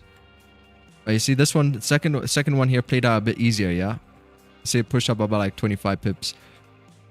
First one shook out people. You got impulsive traders getting in too early. Impulsive traders getting out too early.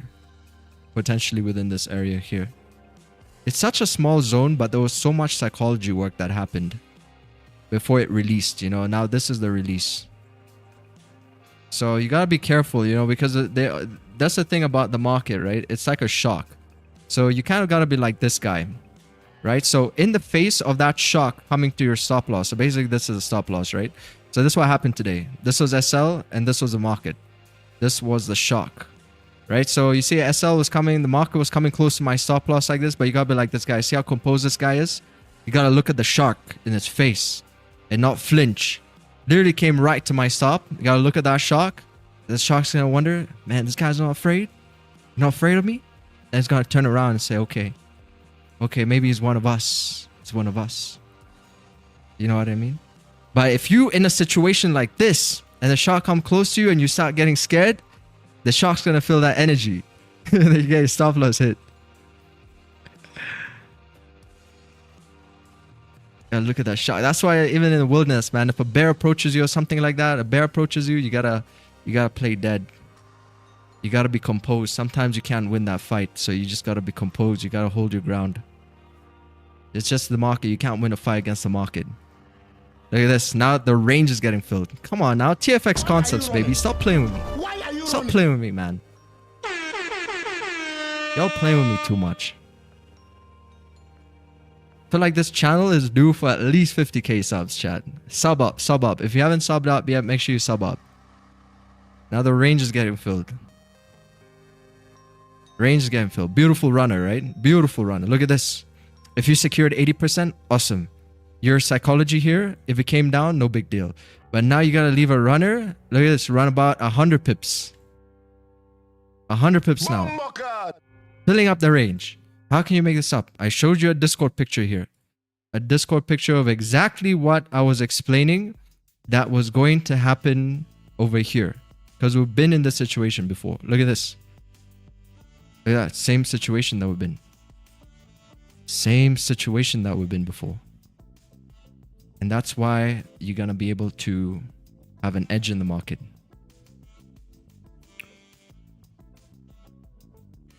Took partials. Nice, nice. Beautiful.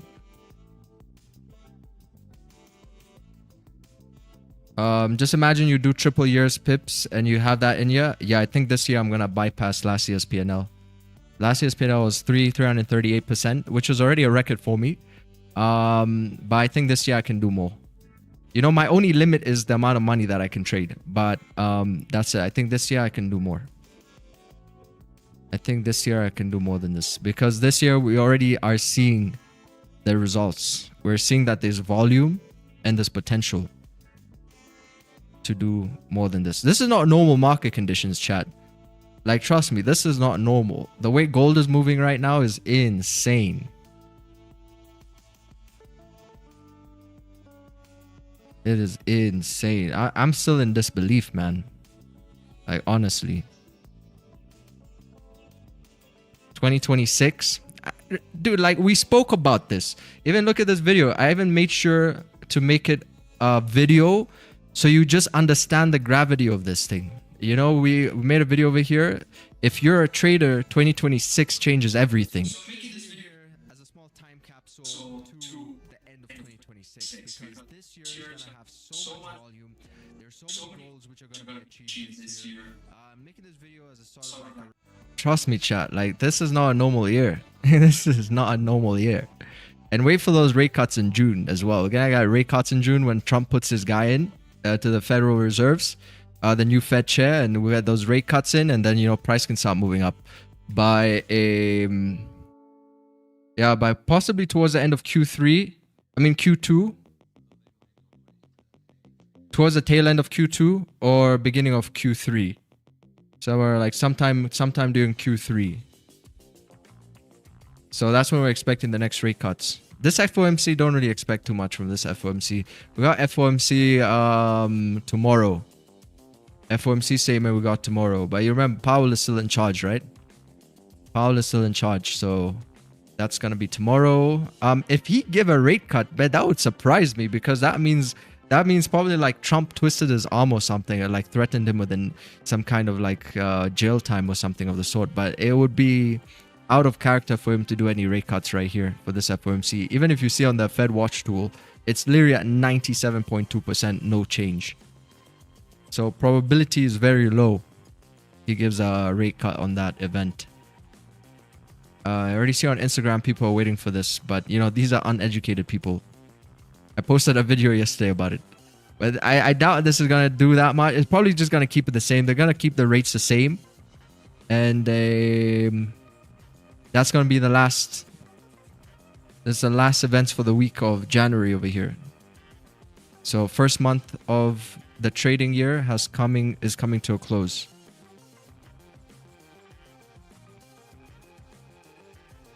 First month of the trading year is coming to a close. Awesome. This range has been filled more than 60%, 65%. See, it just hit the mark here at 65%. That's it. That's it. That's a pretty healthy range fill at 65%. Who is this G with a snapback? Hey.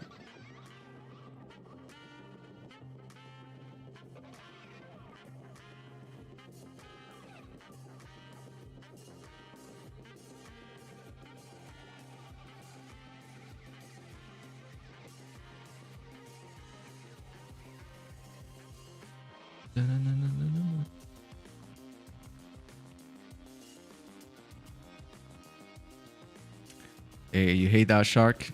Yeah, that shark done about take the energy out from me today. I wanted to take a third trade, but man, after that shark, I think I'm gonna hang out by the island for a bit. Hang out by the island today. Then the waiters are gonna come. Hey Vic, are you going in the water today? I would say no, man. I was already in the water this morning, man. There was a shark in there. There was a shark. Barely got out alive. Say, all right, man. All right, Mr. Victor, can I get you a margarita? A margarita? Yes, sir. Job's done. Job's finished. Every day is literally a fight against this freaking shark. Every freaking day. We gotta fight the same shark, man. Every day. Sometimes it's more aggressive. Sometimes it's not so aggressive. But that's who we gotta deal with. And that shark is a metaphor for your psychology as well.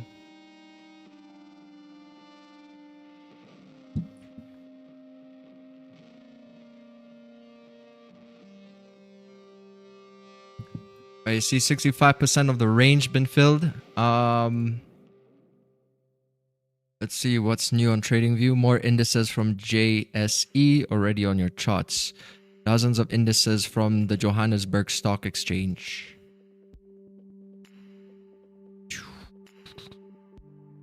Y'all see the reel that I posted this morning? Let's see, got my channel, boom, boom, boom. So look at this.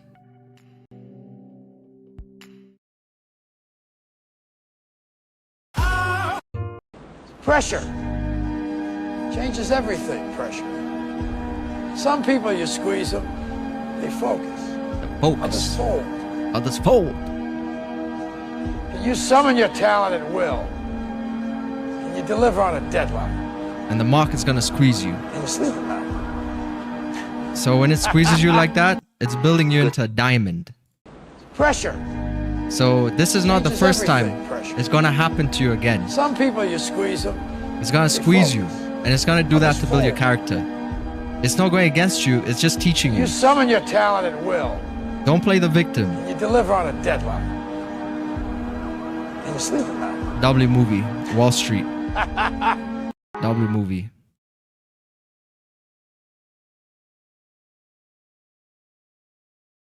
Every lesson, every situation you face in the market is only but a lesson. Or you come back stronger the next day. That's all that it is. Never look at a loss like something negative. You don't want to give negative energy towards a loss. You want to give positive energy towards a loss. Right?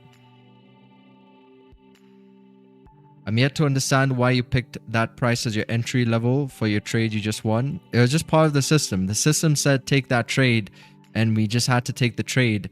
And then the rest of it was just probabilities, you know. That's all that it is. Every day, just take the trade. But to be fair, we're in a gold rush right now. So if you're coming in, like especially on the previous days, and you're coming in earlier, you don't even need those entries because of the gold rush. You can just take a buy, and just through taking that buy at a decent area in the market, especially after a pullback, you're still gonna have a higher chance of a winning trade. That's what's kind of also been happening a lot, you know, like the buy's just been playing out easier because we're overall moving bullish. But you see, as we get into the day, as we're getting into the London Open, it's getting a bit more late in the day. So as it gets a bit more late in the day, it becomes a little bit more dynamic.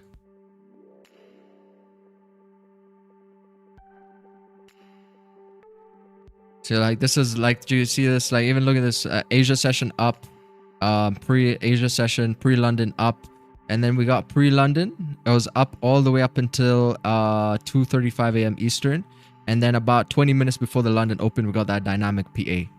Price started to come down, retrace, consolidate, and yeah, it's a kind of a different approach slightly. But you come in during the Asia pre-London time, you can get away with a lot of nice trades. New York session is known for that daily continuation. And the pre-New York can also be quite interesting. The way I visualize pre-New York, it's like a big range in pre-New York. And you can get away with like either buys or sells. It's a little bit more forgiving on counter-trend biases too. Pre-London, you kind of want to be with the trend if it's really pushing upwards throughout Asia. London, you definitely want to be with the trend. And pre-NY, it's a bit more dynamic. You can't get away with like sells and buys. And then for the New York session, there's going to be NY time. I would say you kind of want to be with the trend if it is trending like we are today. I see it fill up 65%. And then you got some pullback. So you got to get some kind of a profit taking here by 50.93. Come back, retest entries. Boom, boom. See that little spike? See how it like spike right in there?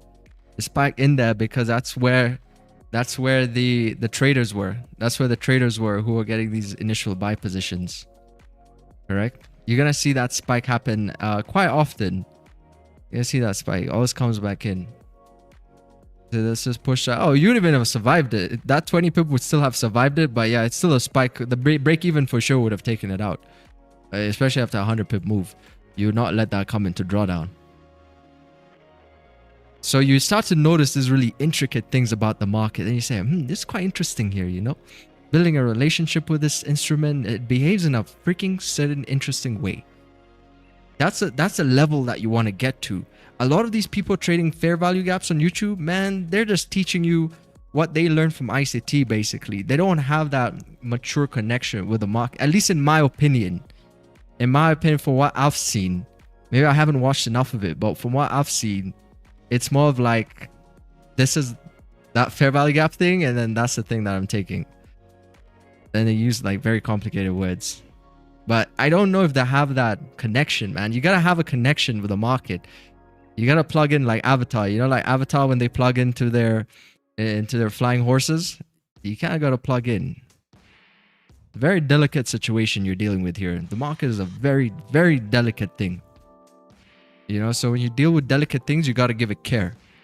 You know, that's why I love Japanese culture. Japanese culture, man, they give it care. When they're making those really sharp knives that you can only get in Japan, they're gonna put so much care and love into that thing. You know, when they're forging a sword or like literally anything. Like, have you ever been to Japanese KFC? Man, Japan has the best KFC. This is what they say. Japan has the best KFC in the world because they put care into that thing. You know, you got to treat the market the same way. You got to treat your journaling the same way. You have to take pride in your chart work and you have to take pride in your journaling, right? And then you're going to get those results. And then people are going to come to you and say, wow, I want this Japanese knife because I know this guy over here, he makes the best Japanese knives, man. I see he puts a lot of care into it. So he must really know the intricate details of making those swords and whatnot. And those knives, correct? Like, that's the type of person you want to be. Correct? That's the person you want to be. Take pride in your work. Whatever it is that you do. Look at this. Range has been filled. You see why I came down first? Making sure to wipe people out. Because you're going to get like greedy traders sometimes, right? It happens on a small and large scale. Sometimes you're going to get your TP almost hit and then price hits you out. And then it goes in your direction. It can happen on a smaller scale. And it can also happen on a much larger scale. So you're seeing this happen on a much larger scale. So you do have greedy traders in the market. Like there are people who don't secure nothing. Like they'll do something like this, quickly put stops to break even because naturally you would have to push like this. And then get taken out before price comes to take you out. And then you get taken out by the market and then price goes and hits your TP. You see, it still filled the range. And look at how aggressively it did it as well. Right? Look at how aggressively it did it. It's like its main goal was to come here, remove the greedy traders. Because who knows what the market sees? You don't know. I don't know. No book map is going to help you see that. But the market can see if maybe people are not closing orders. This is what I like to fantasize about sometimes. And as those numbers are like increasing, it says, oh, these numbers are a bit loose. So let me come down because people are really greedy right now. So it comes down, maybe like takes out some orders and then continues to move up bullish. Why does that? I don't know. Maybe there's even more buyers here. It could be a different scenario even when there's more buyers here. So let's say price moves up, but John wants to buy $40 million worth of gold spot right here at 50.84. I've heard that the market can actually come down to fill John up. So that's a job of the market makers. So you call into Wall Street and apparently they can move the market to actually fill you in if it's a big enough size because that's their job. Their job is to find and facilitate liquidity, right? So you're doing business. You're coming to give them your money. So they'll facilitate that for you and then see if that actually plays out. So there's many ways to look at the market. You know, there's more than one way to look at the market. The key thing is to be flexible because you're never going to know 100% for certain in any given scenario like this. But to have a few theories under your belt can at least give you that sort of insight. Is it going to make you profitable? No, it won't. It's just some kind of mental masturbation for us traders, right? That's why y'all watch some of y'all watch like ICT because it's mental masturbation. Because you like the feeling of smart talk, correct? So that's what it is. It's not going to make you money, but it gives you some kind of an idea of what potentially could be going on. The thing that makes you money is going to be your discipline, your consistency, and willing to learn on a daily basis and stay flexible.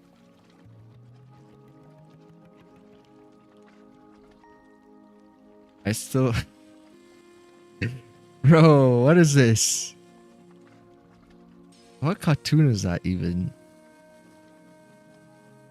I still mind blowing placing like a buy limit based on ICT, let's say before seeing how price is behaving into that point of interest. And in the point of interest, why not wait and see the reaction when it gets there? Yeah, it's nice confluence for sure. Everything that you learn in the market will be used as a confluence down the line. That's one thing. So you never really waste time unless you really marry a certain perspective on markets. My oldest student was, I think the guy was about 70 years old, somewhere like 70 years old. He had a specific way. This is when I was still doing one-on-one classes. He had a very specific way. You can watch this video on the mentorship. It's actually in the WAP database, that class that we had. But he had a very specific way of looking at markets that he was only doing it, he told me, just to get like an idea of how different people's perspective was. But he had a very fixed way of looking at markets. So sometimes you can't change that. And that's the risky part. And you can't be flexible, especially if you're not yet where you want to be. You have to be flexible, correct? Because you can't tell me to trade. Like if someone comes and tells me like, oh, there was an FEG there or whatever and why I lost that trade. You can't tell me how to trade when I have my results that I want. That was just a probability. But if you don't have the results that you want, you have to be willing to be moldable. if you're not moldable, then you know, what can you do? Flexibility and adaptability are crucial. They're super important, because it will not only help you manage your risk better, it will help you maximize your gains. Like you see, like for this year, we are maximizing gains by being adaptive to market conditions.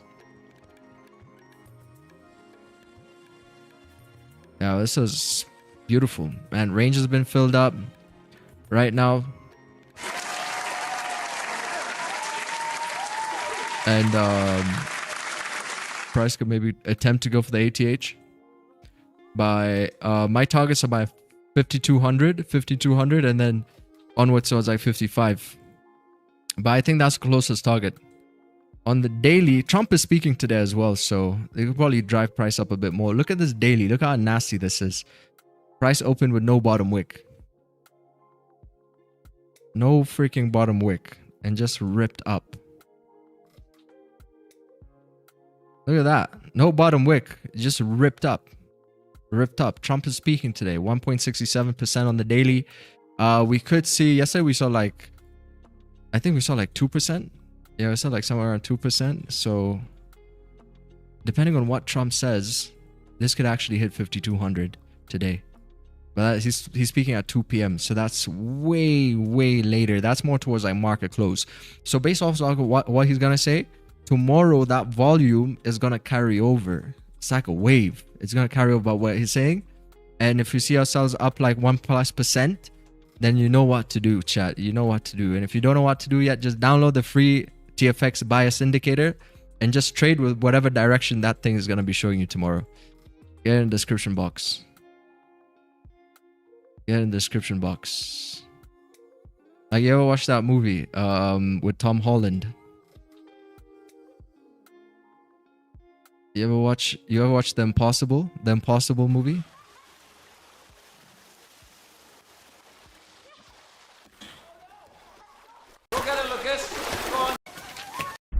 That's how much money there is. So look at this. If you join the mentorship for $129, right? You can make you can make $5 a day. At least with the knowledge that you're going to get, you should be able to make at least $5 a day and have that pay for itself. Right?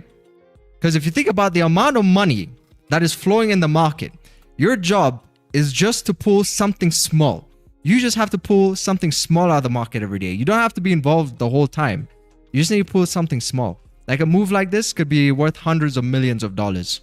This is not investment advice, but yeah, there's a move like this could be like worth hundreds of millions of dollars to make this come up towards a, that's 5096. Your job is just to remove a little piece of the cake. You don't need the whole slice. That's all that you got to do. And over the years, as your account grows bigger, that $10 trade will become $100, that $100 trade will become $1,000, so on and so forth. That's a beautiful thing about trading, the exponential growth that it provides.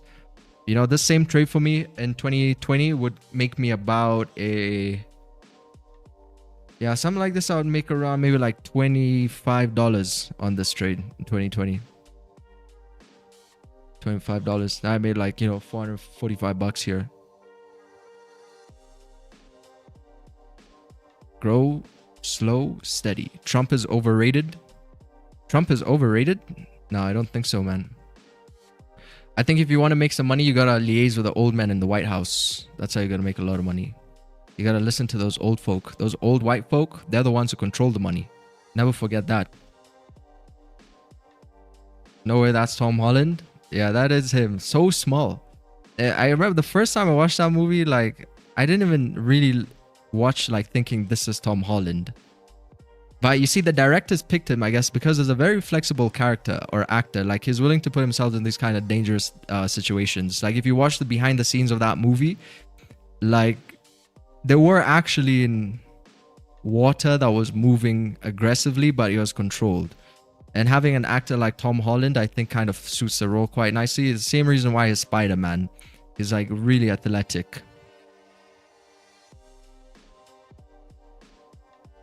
And is a good actor overall.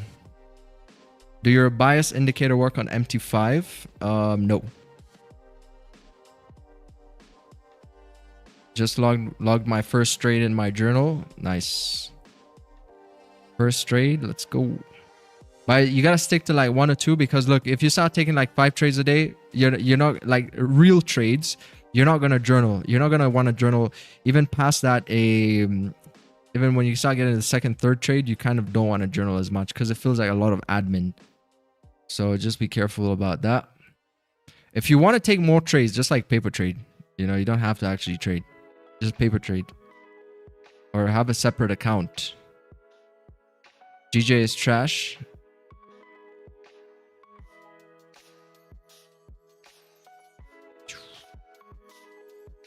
Yeah, man. No one, just remember, no one can take the skill away from you. No one can take the skill away from you. Right? Broker could shut down today and keep all my money. I'll make it back. Funded program can shut down, take my money, I'll make it back. No one can take the skill away from you. And the beautiful thing is here, there's no bodyguards to kick you out of the casino as well, right? Not like if you actually were in the real world. Get really good at blackjack. Keep going to that same casino. Eventually, they're gonna catch your ass and beat you down, and then ban you from the casino. You can't get that happen to you here. Worst case scenario, you get really good. I don't know. FBI will come knocking at your door, and they'll come and bust you, like they did that guy from the UK who created a flash crash. Eventually, they incarcerated him for breaking some kind of a law because he was really good, right? He was really good, like to the point he was making markets move.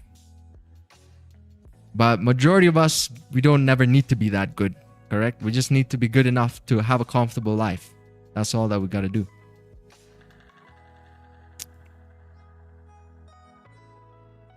Or just make sure you pay your taxes. That's the only potential. Oh yeah, that's true. Yeah, paying taxes is one other way. Potential trap in reality.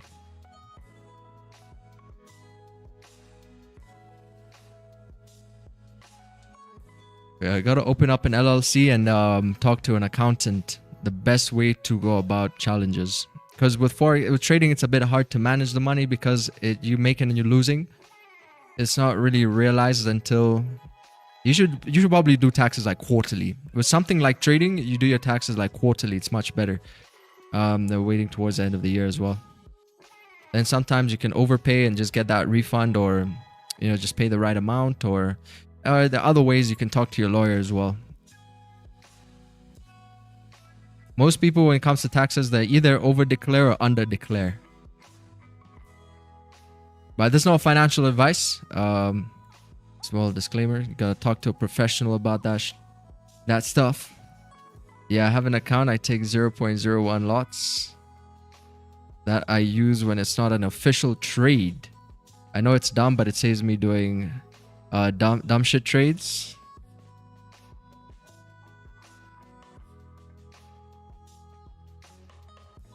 Remember to drink more water, guys.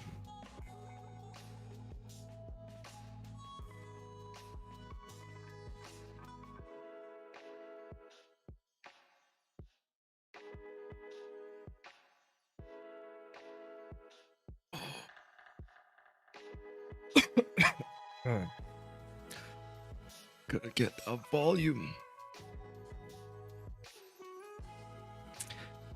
God damn. That was a hard London. That was a hard ass London today.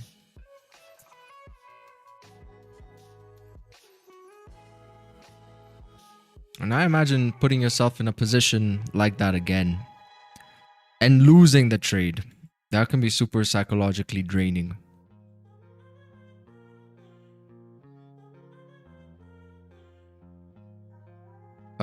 Yesterday I saw part of a meeting where everyone was shining Trump's shoes. There was a part of the meeting where he simply gets up, goes to the window, and look at that beautiful ballroom. Everyone was sitting down, and he just, because he felt like it, he got up and did that. Let's imagine if it was someone else doing that, he would always showing his dominance. I can imagine for sure Donald Trump doing that. I think he takes pride in his work to quite some extent, you know. Yeah, the Donald Trump guy is quite a character. He's definitely not an NPC. I feel like in life you're gonna tell the difference, right, between people who are like NPCs and people who are not, like main characters and people who are not, or like, you know, people who want to be a main character, and those are like fakers. People who think that they're the main character, but really in essence they're not. They just have like some kind of a attitude problem. You know what I mean? But then there's these other people you meet in life who truly you speak to them and you see that they're not NPCs. They have some value to provide.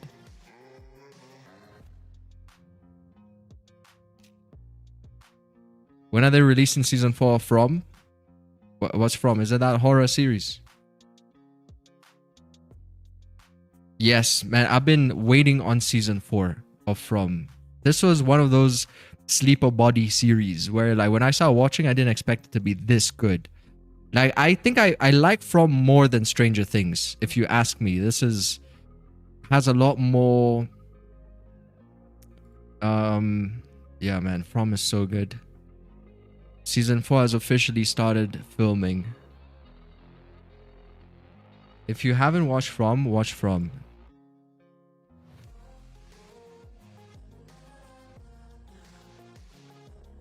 Especially that scene where that old grandpa lady goes and grabs the young kid from the window. It gave me goosebumps. From season 4 is confirmed on release MGM Plus in early 2026 with multiple reports pointing specifically to March or April. All right, so we might see it in about, you know, a couple months from now. The 10-episode season has already wrapped production, confirming the return of the sci-fi horror series. Oh, nice. W series. This is definitely like top 5 series.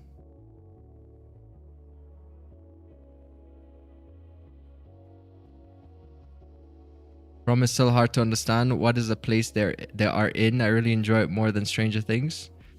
It's like they, yeah, I will definitely have to watch a recap, but it's that city where you gotta get in that city, it creates it's like you're going into another world, right? And you can't leave this city, and people get stuck in that city. There was actually, the way it ended actually explained it quite nicely, but I'm gonna need a recap. On that. But you can't leave that city. People in that city, how do they even get turned into those ghosts? Shit, I gotta need to watch a recap. Yeah, I'm gonna 100% need a recap. But it's so good. The production quality, the storytelling, it's such a good series. I think it's been like a year since I watched it. I loosely kind of remember it.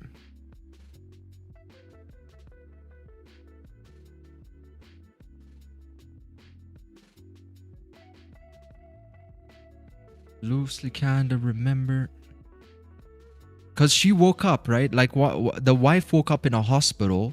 She went to the tower and she jumped off the tower, and she somehow woke up in a hospital outside of that town, and then she was trying to debunk it, and she found her way back by going into, was it like a garden somewhere? Like it was a garden, like a garden square in the city or something like that. It's kind of like confusing. That's why we need a recap, because it's really in depth. It's a tree with bottles. Yeah, some tree with bottles. Man, it was so good though. There's some tree with bottles there. Then she came back, right? She came back. And everybody's like, wow, you're alive. You made it out. And what happened?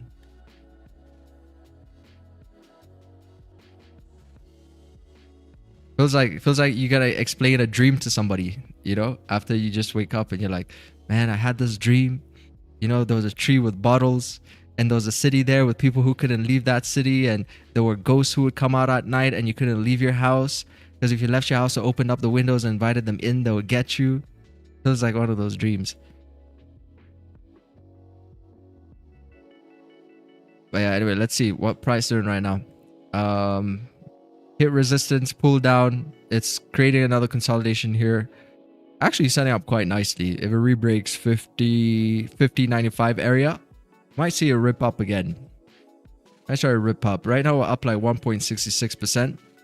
We haven't got any fundamental work except maybe this. Gold slips but remains above $5,000 troy ounce.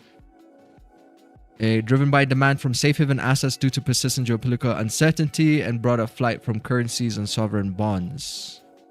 Meanwhile, silver traded 4.1% lower.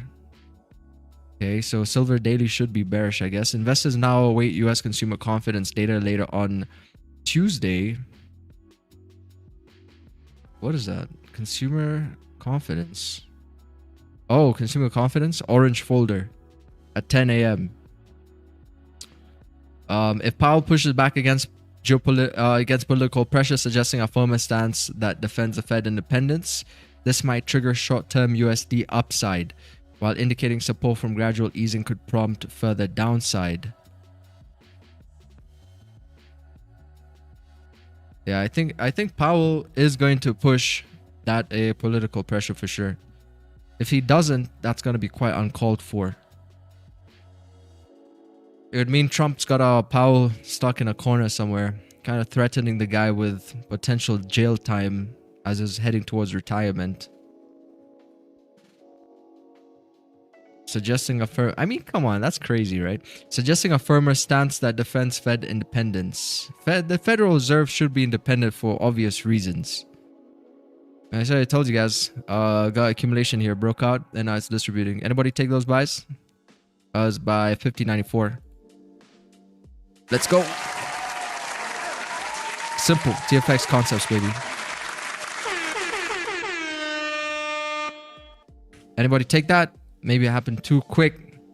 That's the thing, man. Like the 1 minute, you got to be really locked in on the 1 minute, you know? It's not time to go to the bathroom when there's a setup. It's not the time. It's not the time. Sometimes I wake up a bit late and then I got to delay the other things, you know? So I make sure that this trade does not leave me. So I look at the chart first and I say, okay, is there a setup? If there's no setup, then I can guess how many candlesticks are going to be needed to make that setup and then use that as a time advantage. But if you're not locked in, then you just missed the trade over here. So don't ask me about an entry because this was entry. We spoke about it real quick. Because I know I bantered for quite a long time over there. So I decided, let me just give a quick analysis. And that's the entry. We got price break above 50.94. And right now it is up around just peaked about like 32 pips. But you see, this is really nice because it like shot through it without much of a hustle, right? Like that's ideally what you'd like to see. Like what happened right over here happened right over here as well. Boom, boom, boom. Shot up without much of a hustle, paid you out. Shot up without much of a hustle, paid you out. And understanding the skill to execute like that is going to open so many doors for you. Like, let me tell you something. Because you know how it's supposed to behave. Because some strategies is normal for drawdown, correct? Like you take a buy and drawdown is normal before it plays out. And you kind of have to sit through it. But other approaches in the market will be a little bit more clean cut. So you got to know either like it's going to be a good trade or a bad trade and then quickly get that result, which is actually quite a good advantage.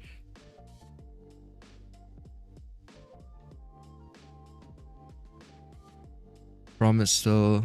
All right, let's see. There you go. Got it. Thank you, Vic. Oh, nice. So you got Ricardo over here is taking back some food to the village today. It's like the village is eating. Got the village gonna eat here. So you're like the chairperson of all your tribes. So each one of us, we all have a tribe. Correct? We all have a tribe. This is a TetraFX tribe, but like just think of it also like you all got your own tribe and every day you gotta feed the village people. Right? So the only way you're gonna do that is through an immense discipline because now you're a leader. And as a leader, you need to be the one people are gonna count and rely on. So you gotta be able to execute and not hesitate. You know, a good leader does not hesitate and does not waste a shot. The worst thing you're gonna ever do in the wilderness is waste a shot. Because once that kill is gone, there's a pretty good chance you miss that shot that kill is gone. So every day, every day, think of the amount of discipline these native people have on a daily basis. People who still live in the Amazon rainforest or like on islands somewhere, like they gotta have so much discipline, so much mental fortitude. Because us living in the modern city, we have a lot of distractions, We got so much social media. There's always something to do. Pick up your phone every freaking 5 minutes. There's always some kind of a distraction.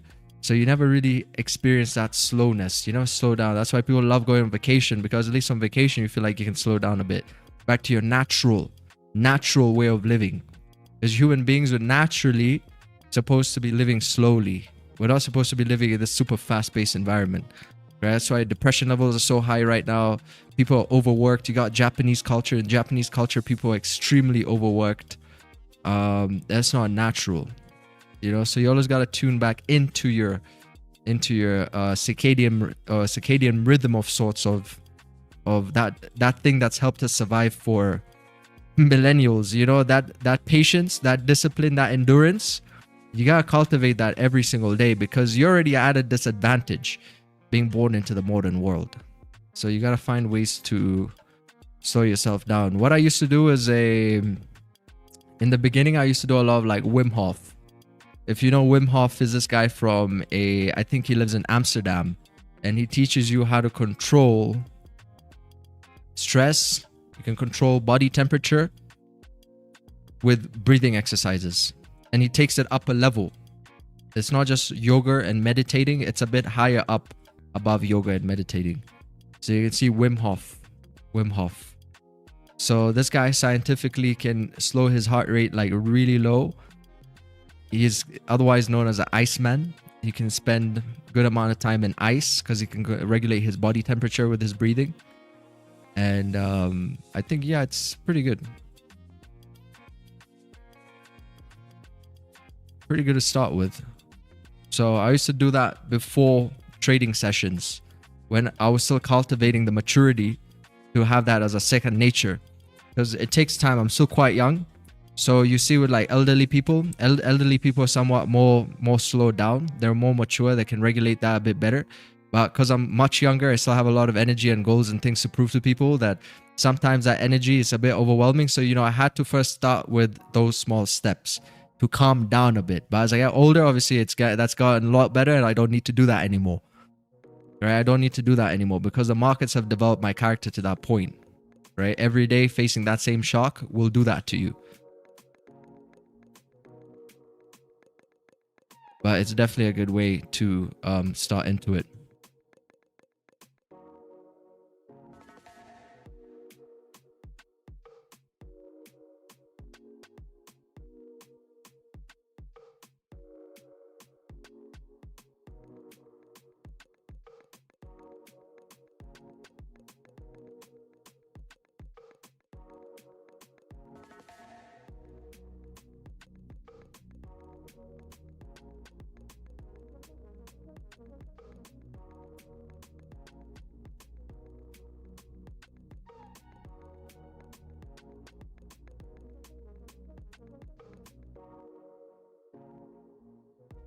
We're all main characters in our own stories.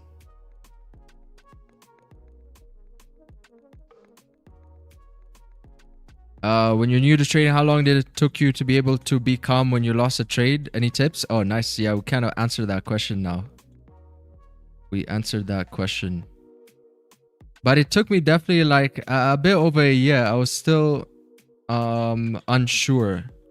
Because you get imposter syndrome. When you first start getting profitable, it feels like imposter syndrome, yeah? Until you solidify with maybe a quarter of profitability. And then you're like, okay, so, maybe I'm not just getting lucky.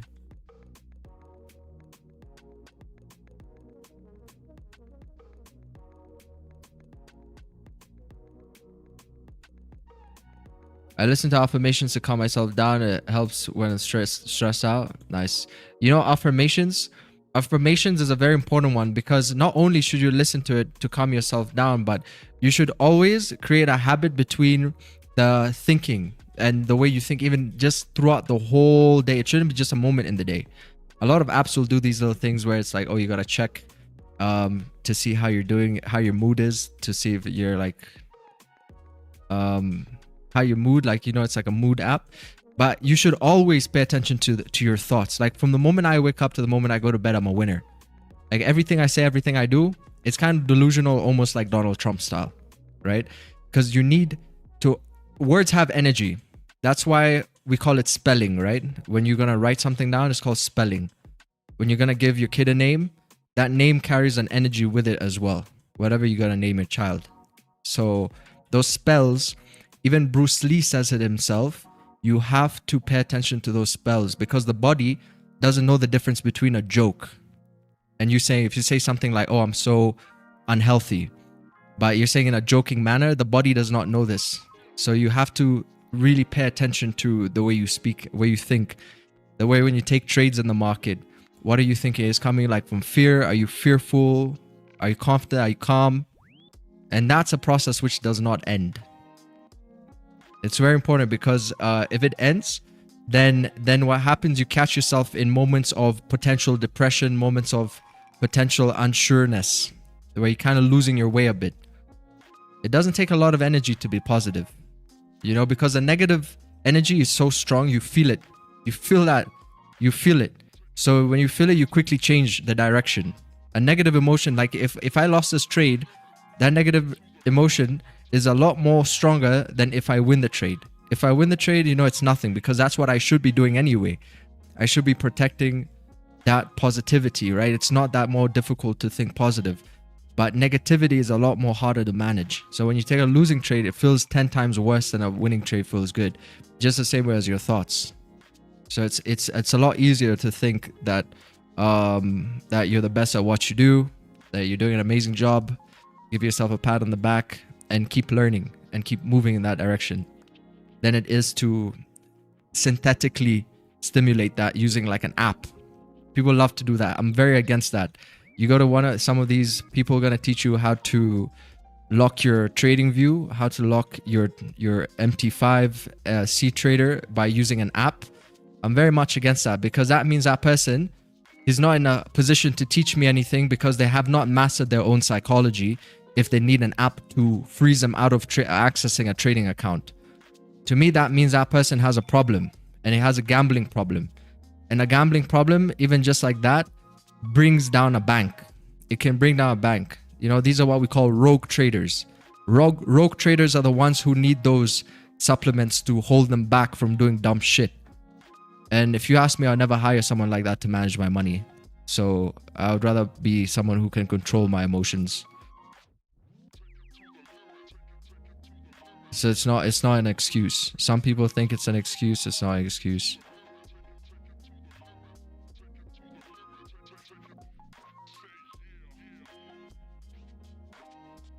It's not an excuse. You gotta hold yourself accountable. Especially when it comes to money. Because you're only taking like 1 or 2 trades a day, correct? For 1 or 2 trades, surely that's enough for you not to need any blockages out of the market. 1 or 2 trades, just find something else to do beyond that point. That's the whole idea behind this community, you know, because when you're trading alone, trading is a very lonely game.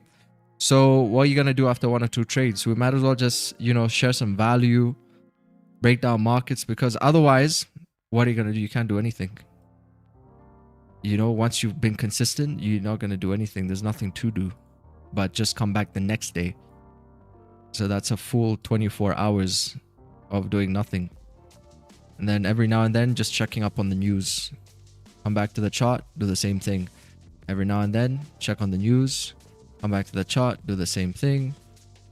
Check the news, come onto the chart, just like this, do the same thing. So you see that volume is concentrated right over here. Then the rest of the time, you're going to do nothing. Chill, watch the news, keep up with the markets, do your job, get out. 24/7.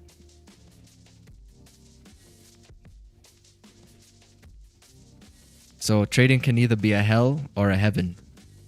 It's a hell to people who don't know how to do this. Because essentially the market is open 24/7, right? We're open 24/7. So since we're open 24/7, it's always moving. and there's always a potential trade you're missing. And that's gonna burn you out.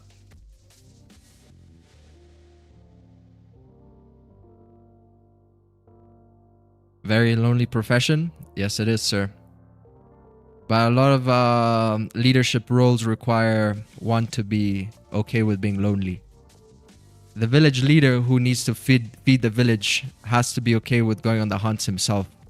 Sometimes too, you know. He has to be the one to go and look at the land and see what's the next plan for the village. What are we going to do about this water situation? What are we going to do about this food situation? It's a lonely sport, but you see, when God gives you a responsibility like this, He demands a lot from you, so you don't have time to think about the loneliness because you have shit to do. So there's no time to even think about, oh, lonely me, you know? Because your calling is much greater. And if you have a greater calling beyond your selfish needs, then that's what keeps you going for the long term, right? Let's say if you want to go far, you go with people. If you want to go fast, you're going to go alone. So if your calling is higher, you're going to go further. And most of that time, that entails giving people value. You know, going fast, you're going to get there real quick, but it can also have its own kind of like limits. That's why you see like people like Elon Musk trying to go to Mars, and he's doing something of value for the overall human race because he's already finished the game, right? So now the next thing is like, how can we elevate this and do something that provides some kind of a value?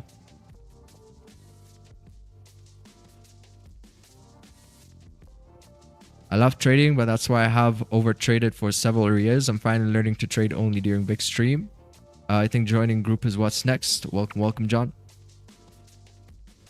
I'm going to grow this channel. I think this is one of the best London session live streams. What it is, it's people usually have to fail in other areas first and then experiment with the next thing and then the next thing and the next thing. So I think there's a river that's trending in the space of the retail industry where people are going to experiment with decent ideas these major influencers are pushing out. And over a few months, and I've seen this happen because I'm reading the patterns as well with YouTube, because that's also helping me better understand my own students, and it's better helping me understand this overall pool of psychology of people in trading. There's always a time in the year where you get like a high volume and then like a low volume, right? And I think most of that high volume goes to where the numbers are, which are those big influences.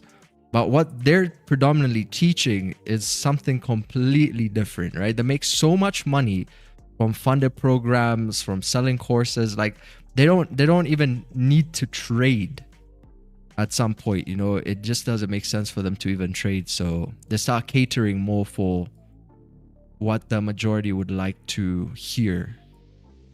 But eventually, every now and then, you find a little gem like this where you're going to learn something of value. And that's going to help you transcend into the next level. But usually those little gems are going to have the lowest viewerships for obvious reasons. Correct? That's why I call it the 1%, not the 99%. And you're in a beautiful stage of this journey that we're on because we're still growing.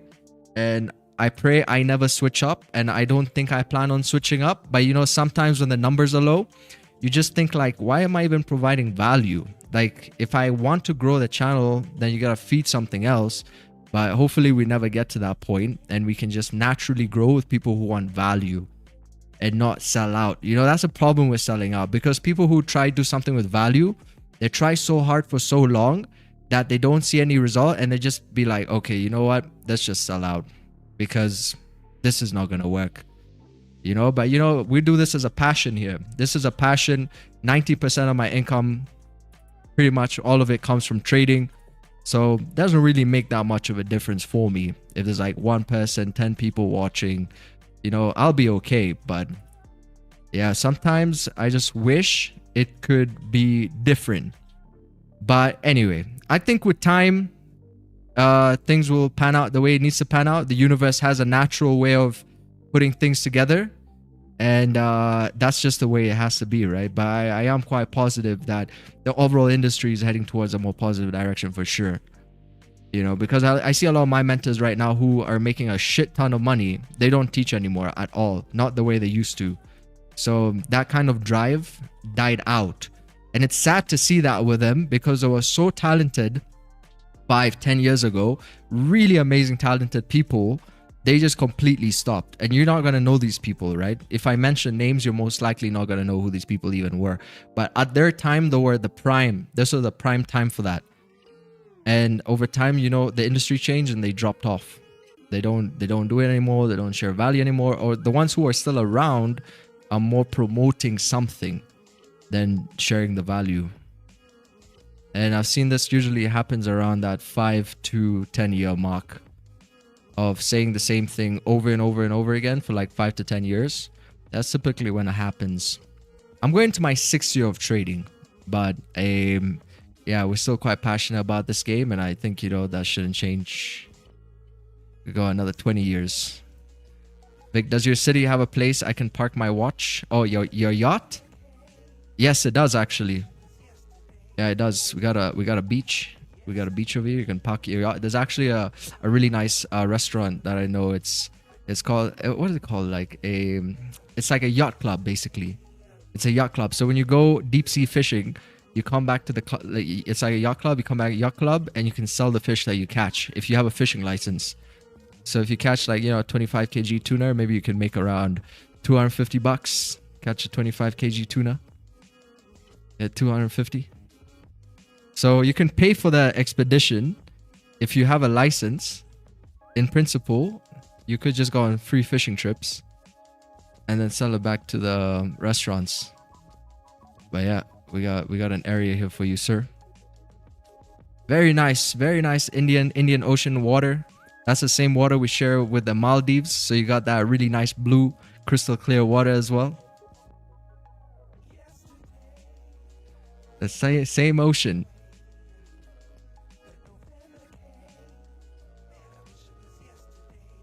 Don't worry about no guns. Nobody has guns. You wouldn't be shot, I promise you. Let's see. Price is coming down. It's kind of distributing from this section right here. I like this area. Boom, boom, boom. It's just kind of like fill this range down towards... This is a 5083. Yeah, nice. So I just filled that range. What city is this? It's called Wakanda. I heard of Wakanda. Really, really nice place. Please stick around. My son is only 3 and I want him to learn from you. Oh, that would be awesome. But it's going to be a few years. I live in Puerto Rico. You ever heard that song? It's called Lovin'. Oh no, that's Portofino. Lovin' Portofino by Fred Buscaglione. It's, I think, an Italian song.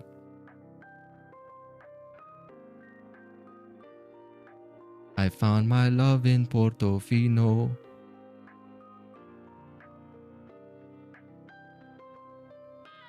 Hey, let's try one more round of Geoguessr.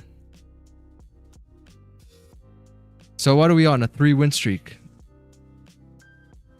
Let's try one more round. Yeah, let's play. Alright, what are we getting? Puerto Rico. Ooh, wow, this is crazy. This is like, what the fuck is this? This is Odenskberg.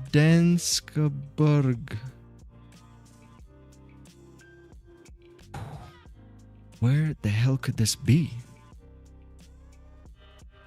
This is not Europe. So I don't think this could be Poland. Could it be Poland? No, I don't think this is Poland. I don't think we're in Europe, right? Or could it be? See this foliage here? A stop sign.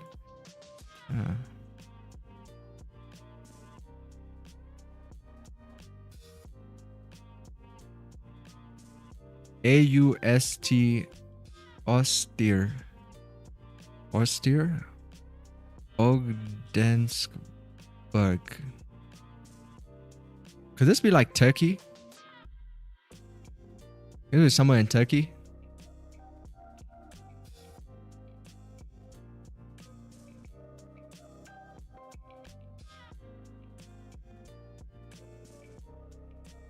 It's not Poland. Yeah. But it gives me I don't think it's Asia. I think if this is like someone like Singapore. Oh wait, what is this? You can actually, oh, you can move around. Oh, nice. I should climb a tree over here.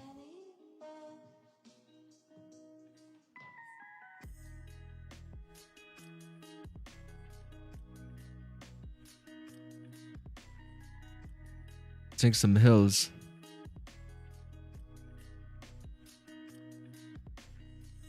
No passing zone. Okay, so that's written in English.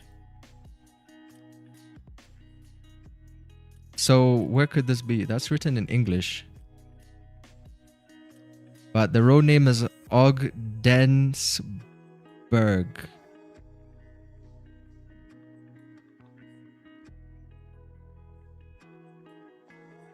I'm trying to not look at the chat because someone in the chat might say where that is. It's not Africa, that's for sure. I don't think it's... God damn. Y'all speak English in Turkey over there? Road signs? Really feel like it's Turkey. Oh wait, we're forgetting about states. But that's a weird name. Ogdensburg.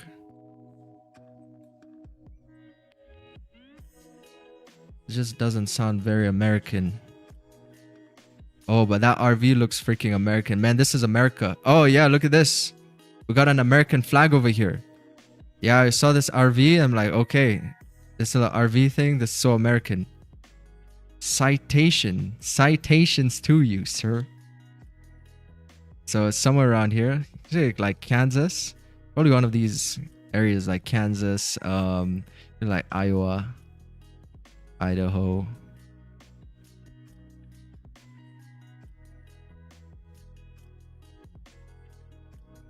All right, we're getting closer, guys. We're getting closer and closer. Mark Twain National Forest. Hey, it might be that, eh? Mark Twain National Forest. We'll lock it in. The Springfield. Oh, we're next to Springfield here. All right, let's lock it in. Let's lock it in. Oh, that was pretty close over here. Looks like we're much closer towards Pennsylvania. Ogdensburg. That's the road right here. This is the road that we were on. Ogdensburg. Hey, not too bad. Not too bad, man. Quite a distance, though. Gotta admit. Quite a distance, that is.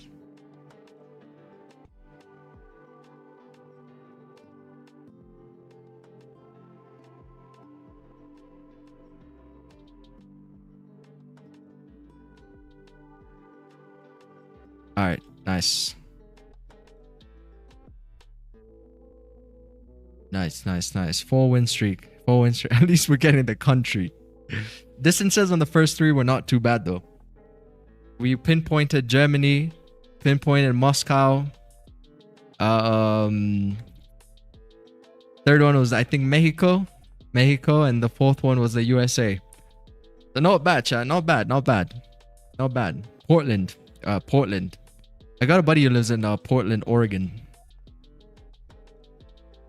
Yeah, anyway, so you got like some kind of a resistance here that's gonna close in the next 3 minutes.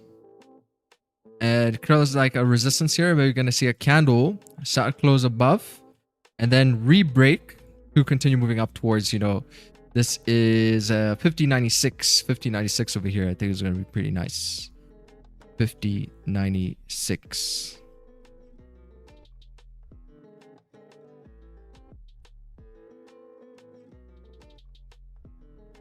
The street is New York City.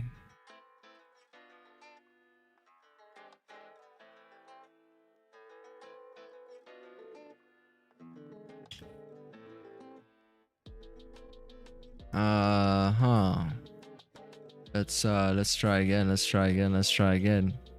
Oh, guys, under a bridge. Hey, what is this? Oh, South Africa. This feels like South Africa, I think. Something about this feels like SA. Wait a second. I remember the first time I went to South Africa, it was kind of like a similar thing. Like when the first time I went to Cape Town, it was kind of a similar, I felt like similar vibe. Wait, no, this is Park Avenue. This is freaking this is New York. This is New York. This is New York City. This is New York City right here, boys. Let's see. What's NY? There we go. New York City.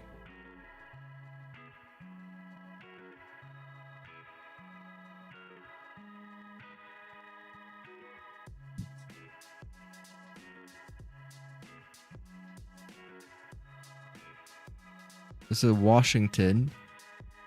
That's New Jersey. So what barrel is it? This is New York right here.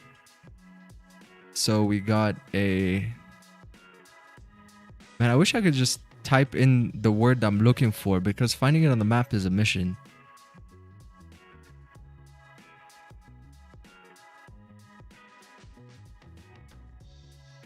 God damn.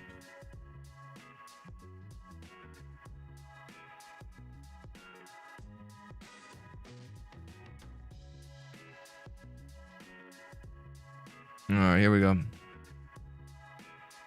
Here we go. Here we go. Here we go. Here we go. Oh! Okay, so it's a bit more towards Harlem. Harlem. Because I thought it was like Madison. But anyway, at least we got it pretty much in the same country. Hey, yo, that was Madison? This is Boulevard. What is this? Boulevard.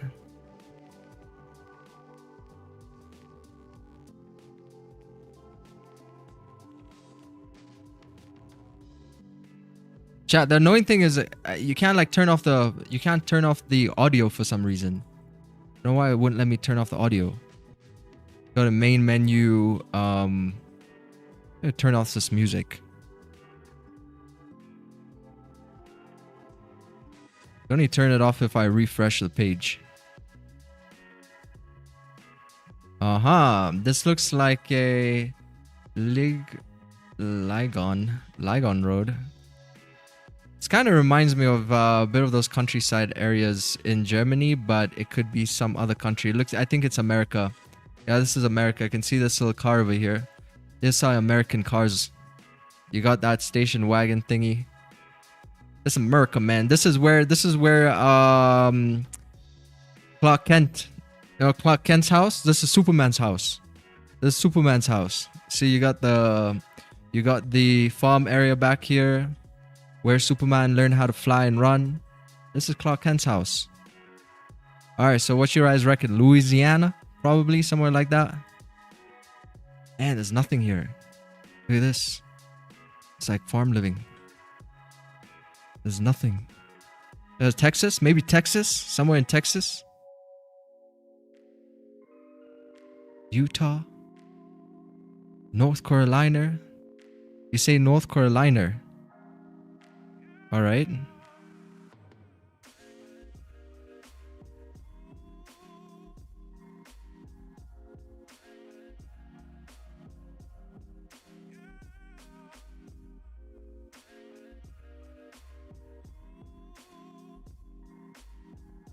That's North Dakota, Wyoming, South Dakota. Well, I cannot even see North Carolina on here.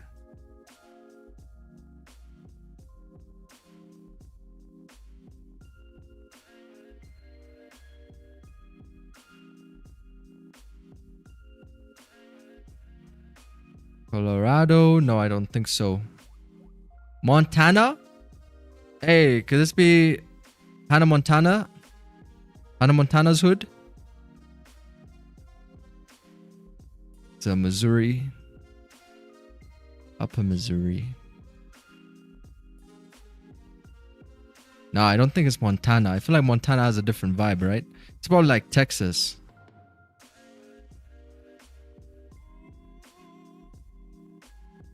It's not Oregon, it's not Nevada. It's somewhere. You see, Texas has a bit more greenery over here. Arkansas. Oh, could be Arkansas. Somewhere Arkansas. Memphis. Yeah, Memphis over here. Missouri.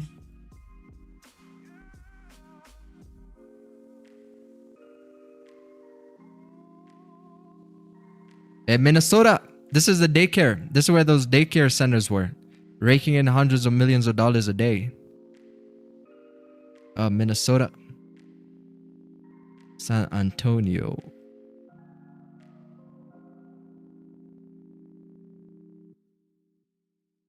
Ohio. Isn't that where Speed is from?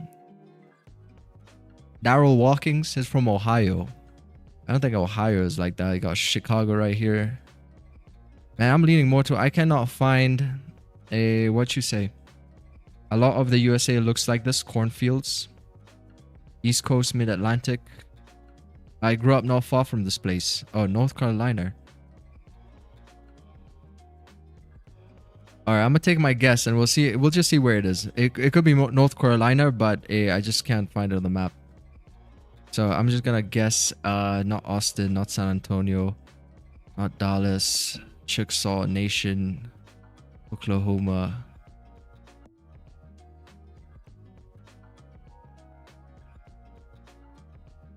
Alright, let's see how far off I am.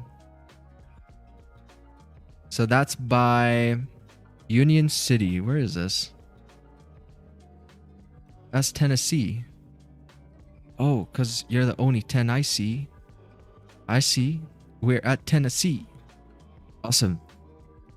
Hey, not bad, not bad. At least we're getting pretty close. We're getting pretty close.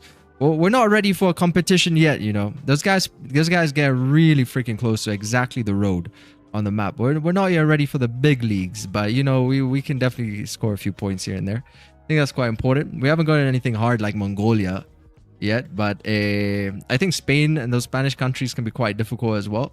I think African countries would be a little bit... Could be difficult, but you know, so far so good. I appreciate everybody tuning into the stream. I will see you all tomorrow for the London session. Take care, everybody. And I'm going to close us off with the second version of the TetraFX experimental song that we have. So we're going to listen to the second one over here now. So adios, everybody. Take care.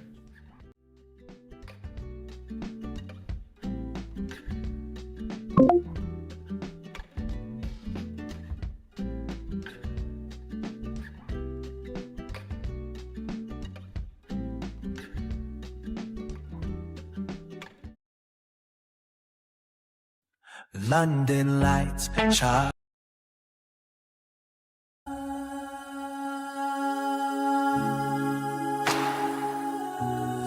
London lights, charts glowing on the screen.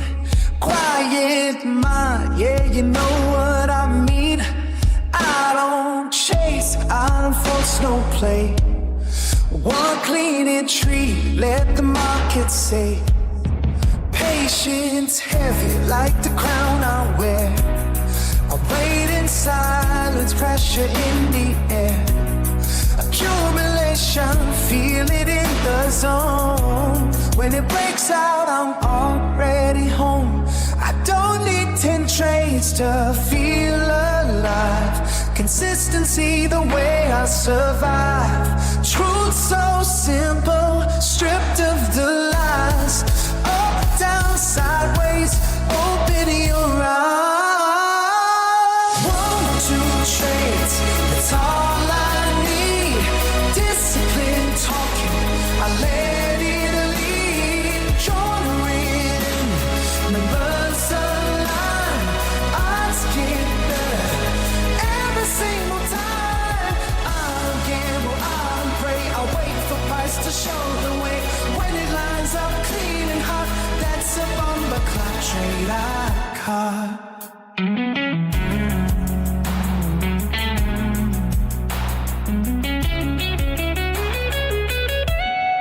Risk on lock, emotions low. If it's not my setup, I let it go. No revenge, no rush, no fear. I've been building wins all year. Streets so light, but my heart's so still. I don't force profit, I fight.